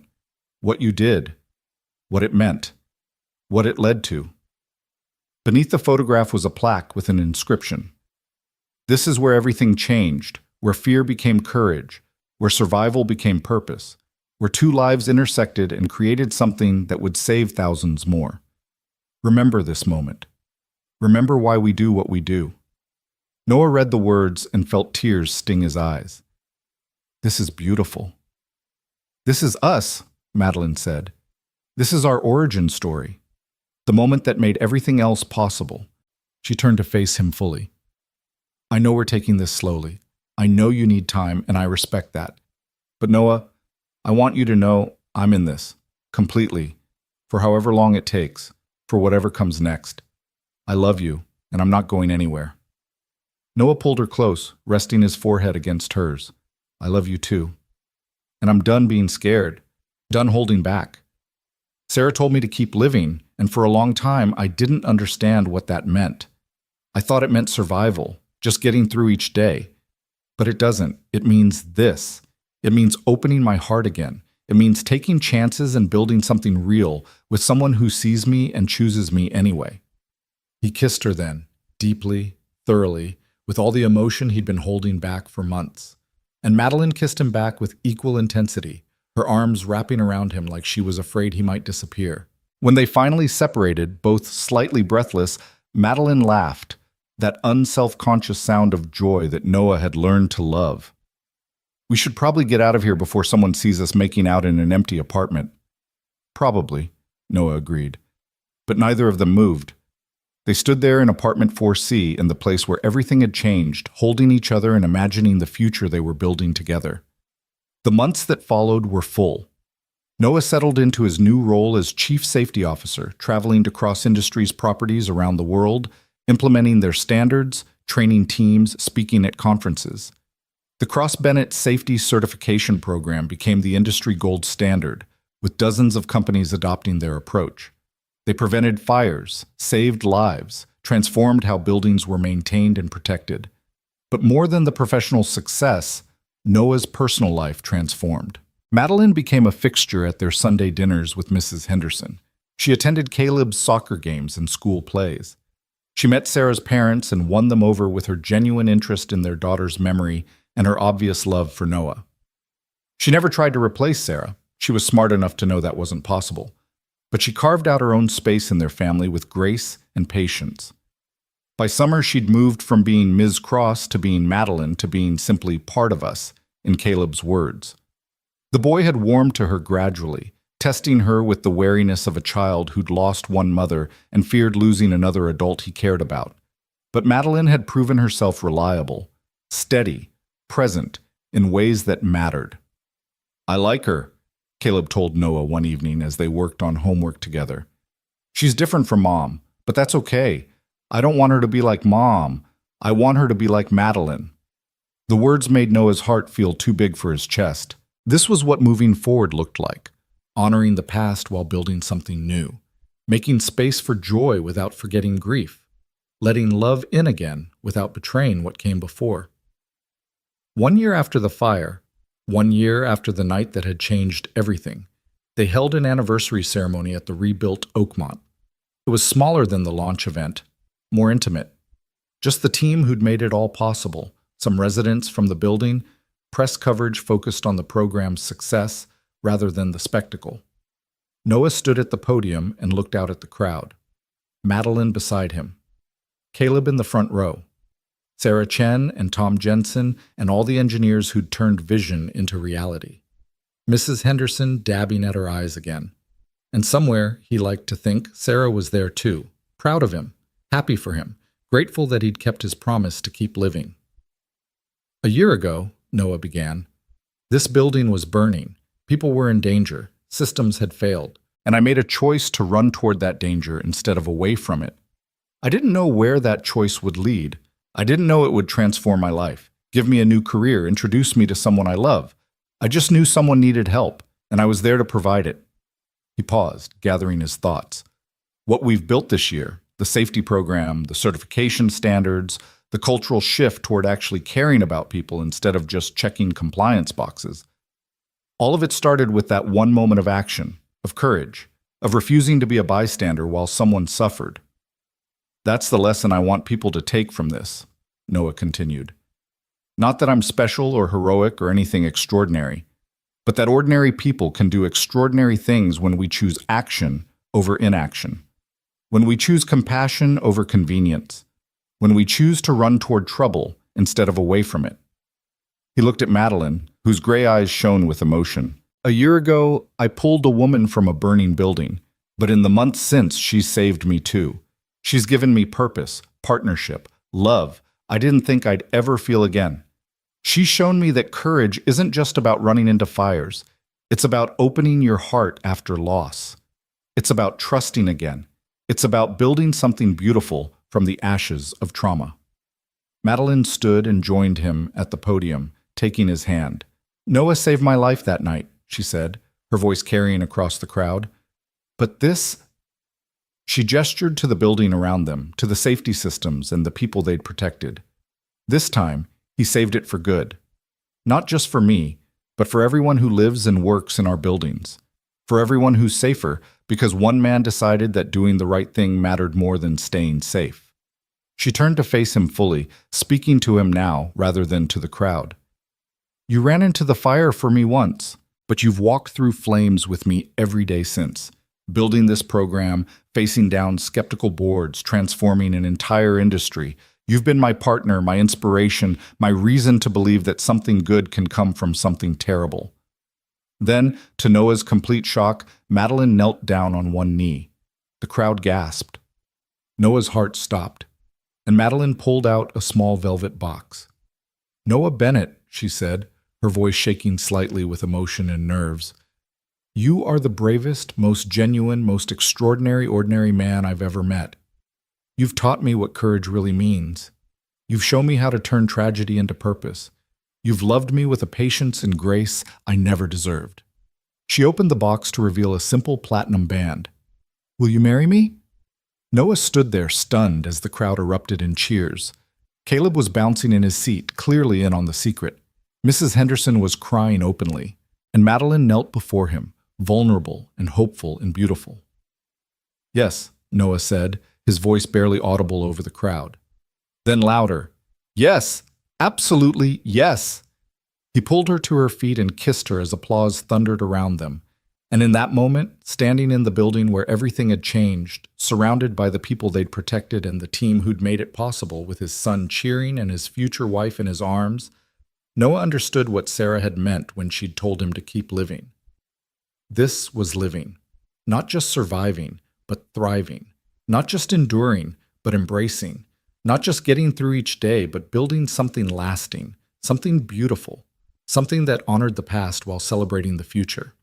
The fire had taken so much, but it had also given him this, a second chance at love, at purpose, at being more than he'd ever imagined. And as he held Madeline close, feeling her heart beat against his chest, Noah Bennett, former mechanic, current chief safety officer, future husband, eternal father, knew that he'd finally fulfilled his promise. He was living again. Truly, fully, courageously living. And it felt like coming home to a place he'd never been, but had always been searching for. A place where courage built more than survival. Where love could bloom in the ashes of loss. Where ordinary people did extraordinary things simply by refusing to look away when someone needed help.